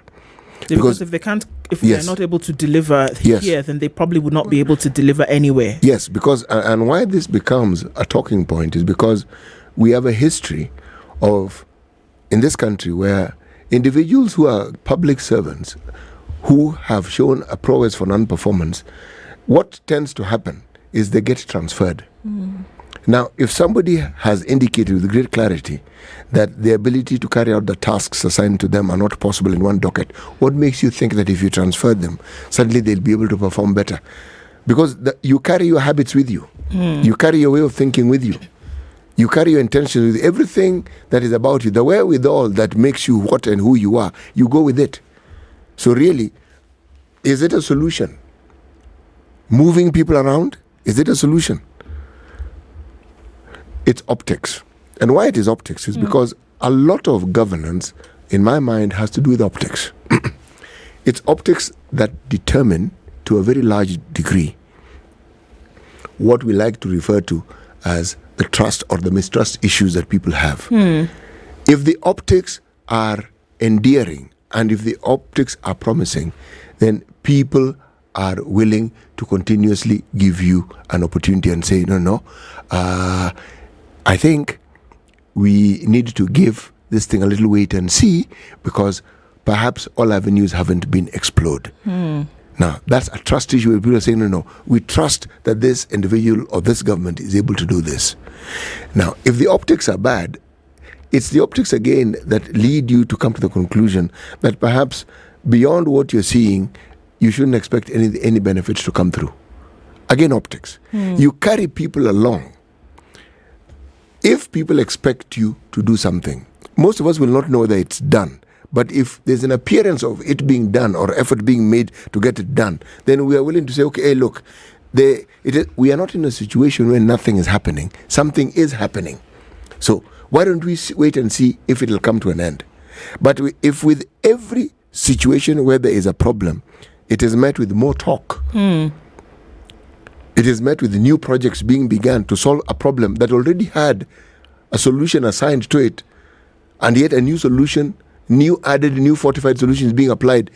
You then begin to ask, okay, we've understood what you're saying. It sounds really good, but can we go back a little bit? What happened to what we said previously? Where did we go with that? At what point did we sort of come to the end of it so that we can begin a new conversation?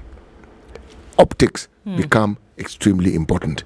And it's in the realm of optics that what we then call this very loud display, this vulgar manifestation of spending and conspicuous consumption, it is within the realm of optics where this comes about. Do you think it matters to Kenyans who is in the CS position? Do you think it matters? They couldn't care less. I think they couldn't care less. They couldn't care less. Maybe that's how this conversation twists.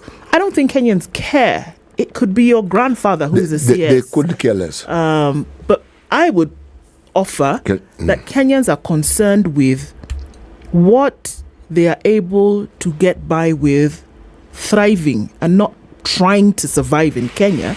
It doesn't matter who you put in the CS position. It doesn't matter how many times you reshuffle or whomever you send to whatever ends of the earth as an ambassador. Kenyans, I don't think, care about that. As I'm just thinking about it now properly, I don't think Kenyans are bothered with who the person is, whether it is an issue of you want to award your political comrades, whether you actually feel this person can do the job, or whether you want to fulfill a promise that you made to a particular region in the country. I don't think Kenyans care. I've always said that Kenyans are very concerned about the things that are bread and butter issues of the day. If you are not fulfilling those things for Kenyans, you can change the cabinet 1 million times if you like. You can recall people and then reappoint them every day if you feel. But if there's something that then hampers on how people are able to do the very basics for them, wake up in the morning and find something to eat, go to work and then be able to, if you have children, send them to school, pay for the shelter where you live, and then do this all within a dignified manner, I think that is what people have to worry about. And if you're reshuffling then, or whatever it is that you're doing, is now hiding or placing a screen in front of what you should be doing to care for these Kenyans, that's where I see where the problem could be. But in terms of who the person is, Kenyans are very excited to talk about it. Oh yeah, this person was moved because they did what or didn't do the other. But down to the nitty-gritty, I don't think Kenyans care. In fact, tomorrow, change again and put the people that you had removed from those ministries and put them back where you had put them before. We will talk about it for 2 days. We will just go back to the same thing. And people say, okay, after 2 days, we'll stop talking about it. And so for me, I think that the importance is still, can Kenyans survive in Kenya in a dignified manner? And then still, if you're going to, so if it is you today there, and it is somebody again there tomorrow, how can I hold you accountable to make sure that you're actually doing the job that you ought to do? Does the cabinet reshuffle matter? Or what matters for Kenyans today? What really does matter? Over 2 decades ago, a friend of mine, we were musing over a little matter when I lived in Mombasa, a gentleman by the name of Professor Tim McClanahan, and he said, sometimes I look at this country of ours, and I get the impression that we would do very well with other politicians. And I asked him why. He said, remember the period we always have when it's after an election, when the person who's actually running the government are the civil servants. He said, that period tells you that the country is running without the politicians. So it could continue. And I said, yeah, that's definitely food for thought. Now, coming to the present day, I look at our history, and beyond the president, the appointees of the president who are most remembered it's very rarely for the good things they have done. It's for the scandals that have followed them, or for things that have been under their docket and which they are associated with the initiation of, and which have had negative outcomes. Those ones people remember for the longest time. Yeah. Now, do we remember people who oversaw ministries where wonderful things happen? And if I ask that question, can you remember? And you'll be thinking, okay, now which ministry? What did I see happening? What did I like? Why is it, for instance, when people talk about President Kibaki, they say, that man talked of free primary education, and we got free primary education. People went back to school because the education was actually free. Why is it that people still talk about maziwa ya Nyayo, meaning it had an impact on them, and those are the things that they're interested in. Because it existed. People, the generation that actually had that maziwa, they saw it and they lived it. Now you see, it is remembered. But beyond that, it is the scandals. Either it was the Goldenberg or the Anglo leasing, and they are remembered, or the Chicken Gate, whatever it is. And there are people whom those things follow. But think back. Someone who was a high-ranking government official who people look back and say, this man oversaw that particular docket and did a fantastic job of it. See? So are we saying that if you do not look at a situation whereby it affects you directly, that the chances of you actually being involved in it I think are pretty slim. As a Kenyan today, if it is not something that involves your existence from top to bottom, then this person can just about go ahead and carry on with what they want to do. And is that a healthy way of looking at things? There are some changes that public servants make. Look at these blue number plates, the green number plates, and so forth. Yeah. Okay. Yeah. And then the yellowing of our buses. Do you know there's a gentleman, he's now the late. He was the head of public service at some point. And there's a time he became Minister for Finance. His name was Simeon Nyachai.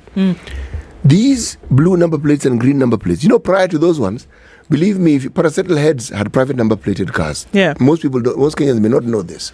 So you couldn't know it was a government car. Yeah. But also in those positions, you had more than one car located to you.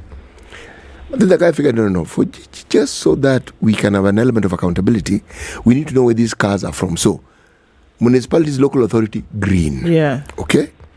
Parastatals, blue. So, you knew. Now, immediately, the element of accountability was put in force. Matiang'i, who was a mentee of the said gentleman, came along and said, something, for these schools, why don't we just make them yellow? And there we see. Let me come back to that because we have some calls on the line. Kerry and Kileleshwa this morning. Kerry, good morning. Hello, Kerry. Hello, Ndu and CT. Good morning. Good morning. You asked a very good question. What should we do? Because we've discussed about everything. Yeah. Well, I think the best is continue talking. Continue talking as much as we can, because you realize the leadership that we have, even if we blame them the whole year, is a representation of who we are as a people. Yeah. And City and I can remember very well during our times growing up, we had something called Civic education that was sponsored by some foreign agencies. And I think that is the way to go, because now we no longer have that sponsorship for civic education across the villages. Yeah.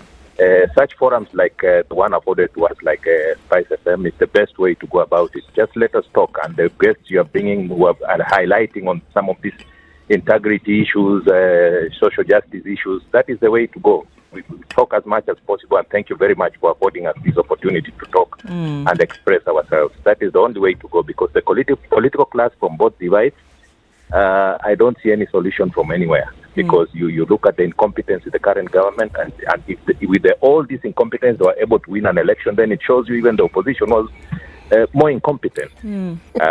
So the only place is the civic education, and people to know that their vote really counts for a lot. Keep the conversation simmering, I hear is what you're saying. Yes, that is the only way. That is the only way to go about it. Thank you very much. Kerry, thank you very much. You know what? I think, look, sometimes you think you feel powerless. You don't know what do we do, how do we. So that's a very interesting point to keep talking. We're going to take a break at this hour. It's 27 minutes to the top of the hour. Keep your calls coming in 0719012600, and then let's talk right after this.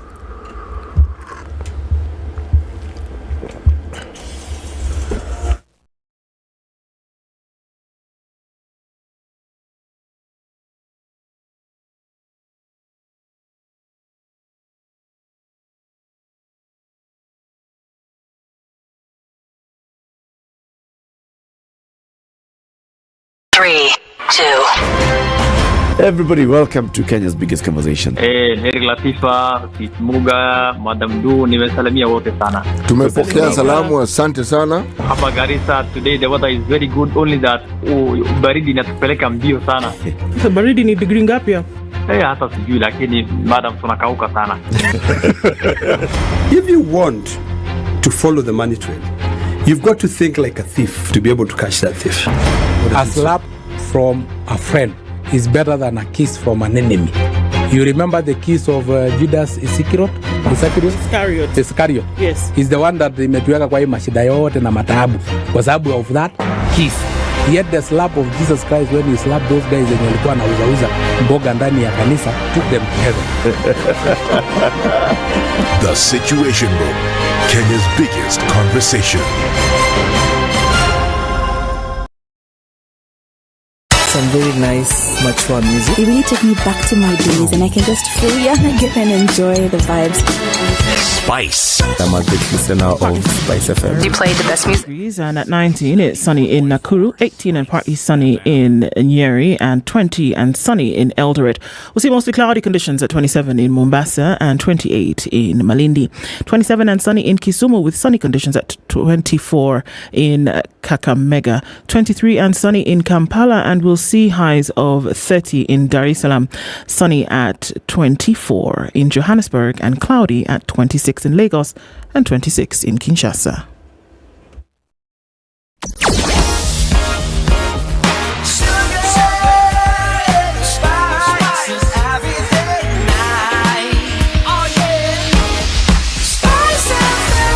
Spice up your life. Okay, I think we're out of traffic hour right about this time this morning, and we're likely to see just a little bit of traffic left on the Thika Superhighway as you're coming into the city, and probably ebb and flow as we go through Friday morning. Everywhere else, you're able to get in and out without an issue. Traffic hour is over, so yay. Let's see what the rest of Friday turns out to be. Be careful, whatever it is that you do, traveling out of the city and back in, of course. We'll talk through the day and through the morning on Spice FM KE on X.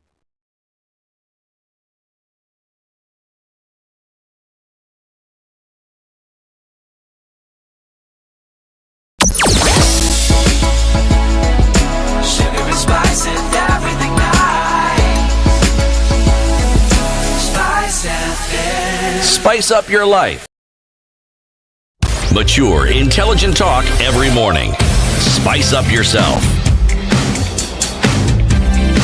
It's 24 minutes to 10 o'clock, and we keep taking your calls this morning, having that conversation and say, what is going to be the thing that sorts out this problem? And on the line, joining us from Nairobi, Karaoke, good morning. Good morning to you. Good morning. How are you doing, brother? I'm doing okay, and I'm very interested in the debate that is going on. Mm-hmm. And one thing I would like to say is that ministers or cabinet secretaries are not technicians. Mm. They have no professional knowledge of the things that they are doing or the ministry they are overseeing. Maybe some do. They are policy makers. Yeah. They are policy makers. Yeah. And if a minister cannot make policies in one ministry or oversees the technical people, he cannot do the same in another ministry. Mm. Because if he's not performing, say, in the Ministry of Health, it's not because he does not have medical knowledge. So if you take him to agriculture, where he also does not have technical knowledge of agriculture, he is not to perform. He is a policy maker and overseer of technical people. So if he has failed in one ministry, then he will fail in the next ministry. The other thing is that for changes to come in Kenya, we people have to change We always blame the politicians. But politicians come from a pool of Kenyans who, many of them, do not mind about corruption. They do not seem to be active in minding about misuse of public funds. So if we are getting politicians from the same pool of Kenyans, we shall never get proper politicians. So what we need in Kenya is a change of mind for everybody to change yourself. Even as you talk about politicians changing, change yourself even in small things. Can you avoid corruption? Can you behave? Can you look after the environment? Can you be patriotic and buy Kenyan goods instead of buying imported goods? If all of us now change, if we have a moral armament among the Kenyans, then we shall also be able to elect proper people. But unless we change ourselves, there's no way we are going to be able to elect proper people. So it is then as Kenyans for us to look at ourselves. What do we believe in? Are we patriotic? And I think what we need is a movement, a kind of a moral rearmament movement for all the Kenyans who leads to start people changing from within themselves. You know, I think also the natural thing, Karaoke, is that people want to come together around the leader. So even as folks work on themselves, you know, take up that clarion call. Everybody work on yourself, and then you have a natural inclination towards then getting better at what you do. Who then will lead? Who leads? It's a tricky one, isn't it? Yeah. It's a difficult one. We have always relied on churches to lead this kind of movement. Unfortunately, the churches these days, most of the churches these days, have become not leaders, but also followers. Okay? Because if a church organization, a proper church organization, was going to lead this kind of movement, then this would work very well. For example, we had a rally in Nairobi to talk about corruption, nothing else, not politics, but corruption and misuse of public funds. That will send a very strong signal, because I know thousands of Kenyans would come, not to be addressed by politicians, but to be addressed by people who are patriotic and who won't fight corruption and who won't fight wastage in the government. But that big question is what you have asked. Who will lead it? Who will lead it? Something to think about. Thanks very much for your... Yeah. Thank you. And I believe a leader somehow will come up to lead such a thing. Thanks for your comments on that. Because thank you so much. You can't say that among the 15 million Kenyans, there's not one single person who is capable of doing such a thing. Yeah. Thank you. Indeed. Thanks for your comments on that, Karaoke. We'll take other calls, 0719-012-600. Let's hear from Omari in Dagoretti. Omari, good morning. Good morning. Good morning. What are your thoughts about this? Good morning. Following the conversation. Yes. And what I want to say is that this country needs thinkers. And people who will think about the people and not themselves.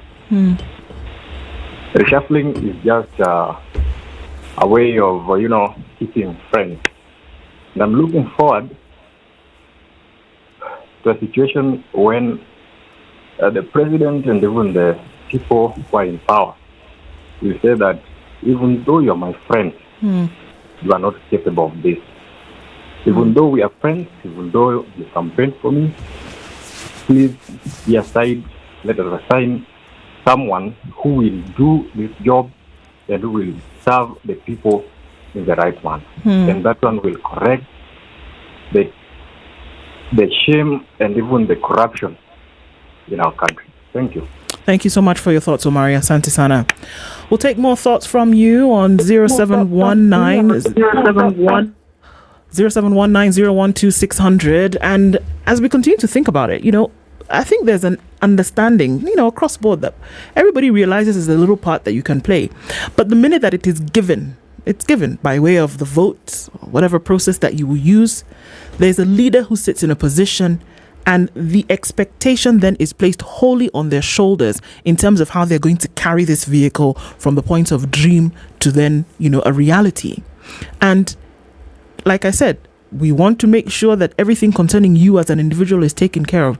But do we see a situation, if everybody were to fix themselves, that you will then have a natural move towards, or a natural direction towards this thing that we're all looking for? Because everybody's looking for it. Everybody's looking for a place whereby you will not even assume that it is your political friends that you've put in cabinet. You will not assume that you can't get rid of them because of the fact that they are your political friends. Everybody's looking for a situation whereby public funds will not be mismanaged, where there will be no corruption and impunity, where you will walk into a place and things work, where you walk into hospital and you'll be fine, that your children will be educated and educated properly, that if you were getting into business, you would be able to enter into your business and there was an environment that had been conducively created for you to thrive.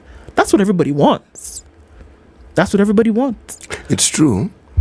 It's been argued that any political leader in this country should consider themselves very fortunate. Fortunate in this sense. The good Lord has given you the leadership over people who don't require very much from the leaders. At some level, they just want to be left alone to do what they want to do. And at another level, when you graduate that thought, they want to be enabled, meaning they want schools close to them that the children can go to. They want hospitals where if they're looking for commodities or they're looking for healthcare provision, they will find it. They're looking for security where they know they can walk at night and go about their business quietly.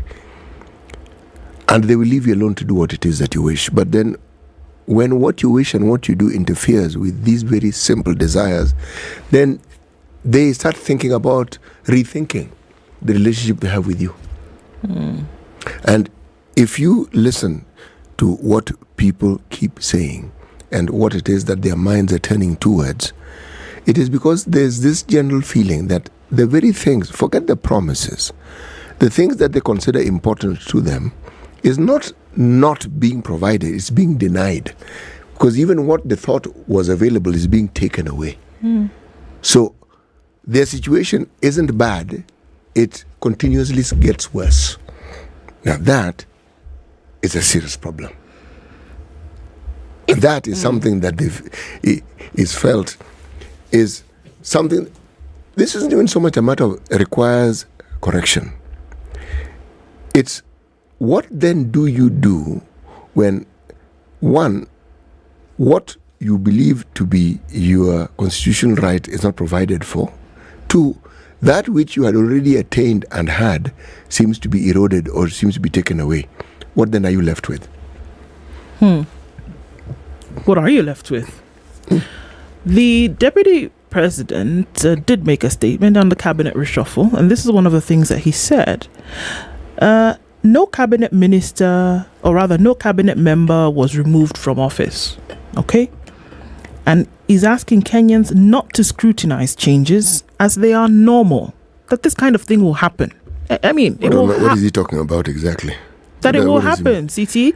Look, when you look, okay, you arrange your sitting room in a certain way. Then one day you've come and over time you've realized, okay, maybe things are not just quite sitting right. Okay? Then you come and say, okay, how about we move this couch here? We move this seat here so that we can get more light in. So you want to move things around every now and then in order to get the best from this space that you could possibly get. And that's a normal thing, isn't it? How much more with people when you've put people here and then you realize, okay, maybe we can have a tighter fit if we move people around. And can't it be just that? It is, but I mean, so the question is not what is he saying, what does he mean? Exactly that you are here saying that people have lost their jobs because of 1, 2, 3, but he's saying actually no. What we've done is that we've just moved things around a little bit to get the best, and don't scrutinize and call it something else that it isn't. Unfortunately, what he's asking for will not happen. That Kenyans will not scrutinize. It's not just Kenyans. Human beings question things. Our very fiber, our very being revolves around it. He himself, as a deputy president, if you look at the pronouncements he has made over time, does he not question things as well? Has he not been known for questioning what the previous administration did, or what they didn't do, or what they did wrong? So if he does it, He does it for a reason, and there's a reason why. He feels this ought to have been done differently. It wasn't, and he says it. Now, if there's a reshuffle, and the reshuffle is people who are intended to bring about services to the people, it will be questioned. Because if you then say it shouldn't be questioned, you're more or less implying that there's something wrong, there's something untoward about the questioning. It's just querying. There are ministries, the perception that we have, there are ministries which are more important and more senior. For instance, it is assumed the Ministry of Finance is a very senior ministry. Yeah. The Ministry of Defense is a very senior. Not touched. No. Interior, very senior. Okay? Again, not touched. Yes, exactly. Now, it's considered. The moment they put you in natural resources and environment, it is an extremely important docket, if you ask me. After all, the world gathered in Nairobi just the other day to discuss climate yes. and environment. Yeah. Okay? But is that the perception? When you say gender, is that not important? Youth, my goodness, can anything get more important?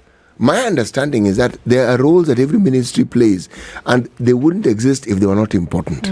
Okay? So, how do you tweak the expectations? How do you tweak the perceptions? Because these perceptions are there. Whether you like it or not, they are there. And that is what is being expressed. The appointments change lives is what people are saying. Chris says the way people celebrate when their friends and family members get appointed to these positions just tells how the appointments change lives. Now you get tenders that were difficult for you to get before. So it does change lives. It does. Specifically to an individual, isn't it? But in terms of the nation at large and then what you will then be able to access, one must ask the question. Shege says, I would have given credit to the reshuffle if we started by identifying the ministries where corruption was alleged and sending home the CSs and immediately replacing with reputable persons. Then one would have been able to look at the reshuffle and say, actually, this was a much needed thing, and then we've seen some action which kind of makes some sense. Because if the question is, why did you need a reshuffle? Was somebody not performing a particular role? What they're saying is that for a reshuffle to make sense, that what you do is if somebody's not performing, you remove them. You don't just take them and put them somewhere else, that you remove them completely. This kind of discourse then is what you see that Kenyans are actually getting involved. And because that makes sense to me, why would you want to take somebody, if it is indeed the case that they were not performing at par, at the place at which you wanted them to, but then you take them and move them somewhere else? Does it then give you the results that you were looking for? Or, as we said earlier at the beginning of this particular hour, that stint that they have had in that ministry has indicated the areas of strength that hitherto you did not know. So you figure this person, I think they would be better off in this ministry given the qualities they have. Okay? And this other person is doing okay in this ministry, but given what we've seen them do, these qualities would be better suited here. Now, the question is, since when are political decisions made with all these varying degrees being taken to mind and being the subject of debate? It is, who do you think will perform best? Now, this perform best, what do you mean? Serve the interests of the country well? Serve the interests of the political party well? Serve the interests of the leader of that political party well? What exactly do you mean? It's important to take into consideration what Kenyans have to say. And one of the places where Kenyans, in the more, where people recently speak is on social media. Pan-Africanist says that, government needs to get with the times and look at where people are having these conversations. You will listen and you will hear what the heartbeat of the people is at that point in time. So it shouldn't be what the people are saying scrutiny. It should be that the people are saying. That Kenyans are saying 1, 2, 3, should you not listen to them? Because it's on the back of their opinion that you're there in that position in the first place. So if somebody's not performing, should you move them? Or should you remove them completely? And what should then be the action? We'll take some more of your calls on 0719-012-600 and hear from you in terms of this. Where is your interest? Is your interest in saying, okay, let's move some people around to get proper service delivery, or let's just make sure that everybody in Kenya is getting what they need to get. We'll take some more of those. Coming in from Mombasa. Good morning. Good morning. Hello, good morning. How are you? How is Malima? Mwalimu can answer. I'm very well, thank you, and thank you for asking. How are you doing? I'm doing okay. Asante sana. The Kenyan way. Yeah. Now, yes. The Kenyan way. Now I was saying, yeah. Now, if something does not work, there are two ways. Yeah. Maybe some conditions. Kuna mahali huwa wanasema ati mimi siwezi fanya na fulani ama siwezi fanya under this environment. But taken to a different place. If that fish, you've taken the fish out of water, it may not perform on dry land. But you put it back to water, it will perform.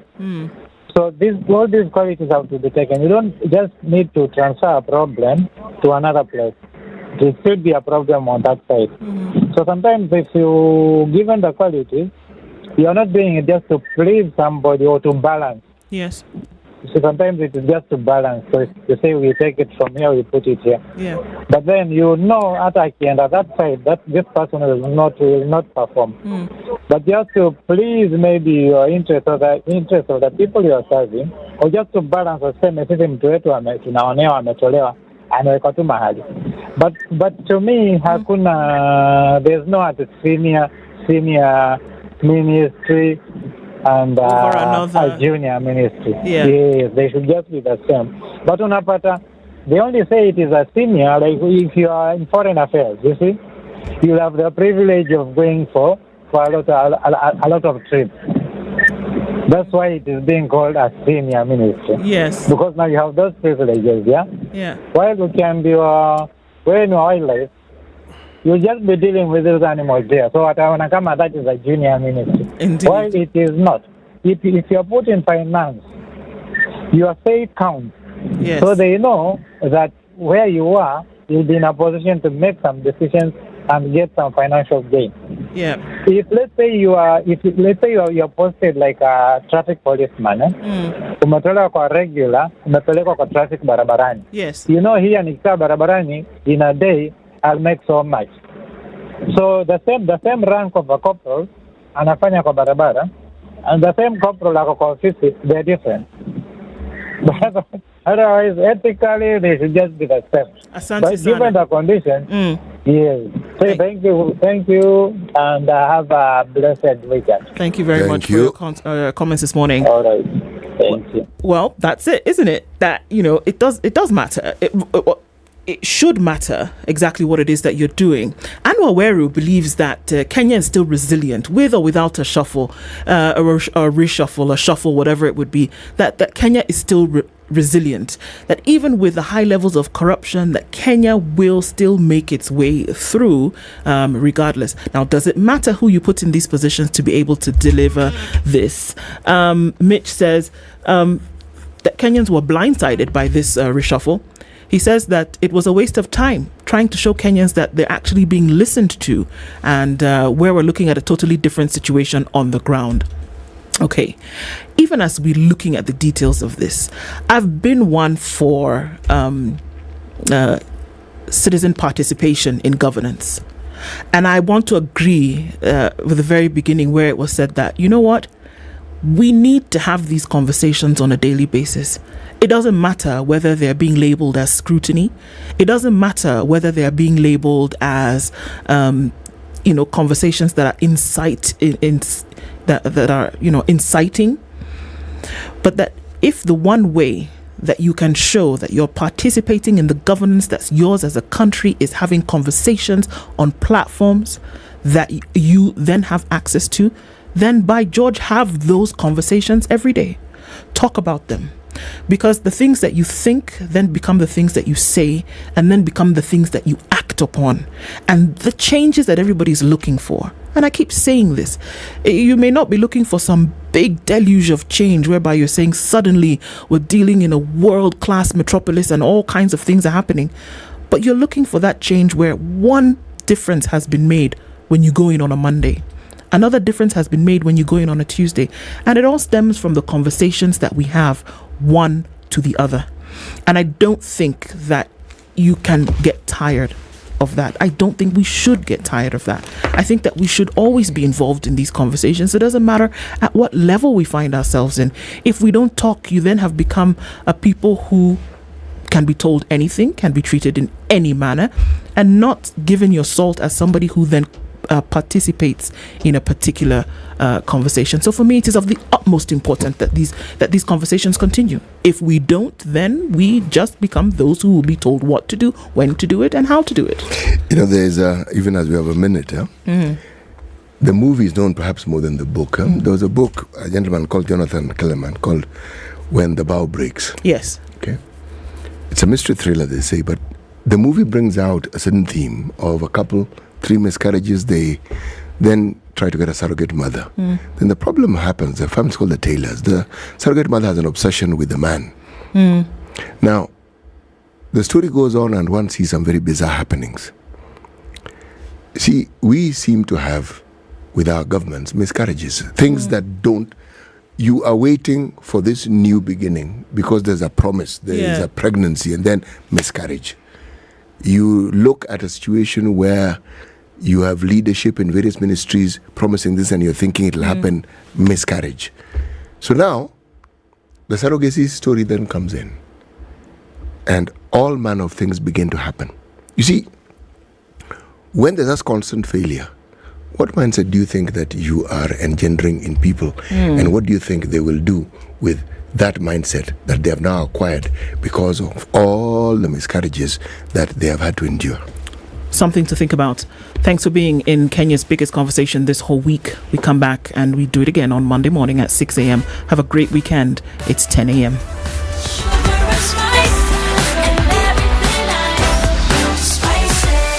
Spice up your life.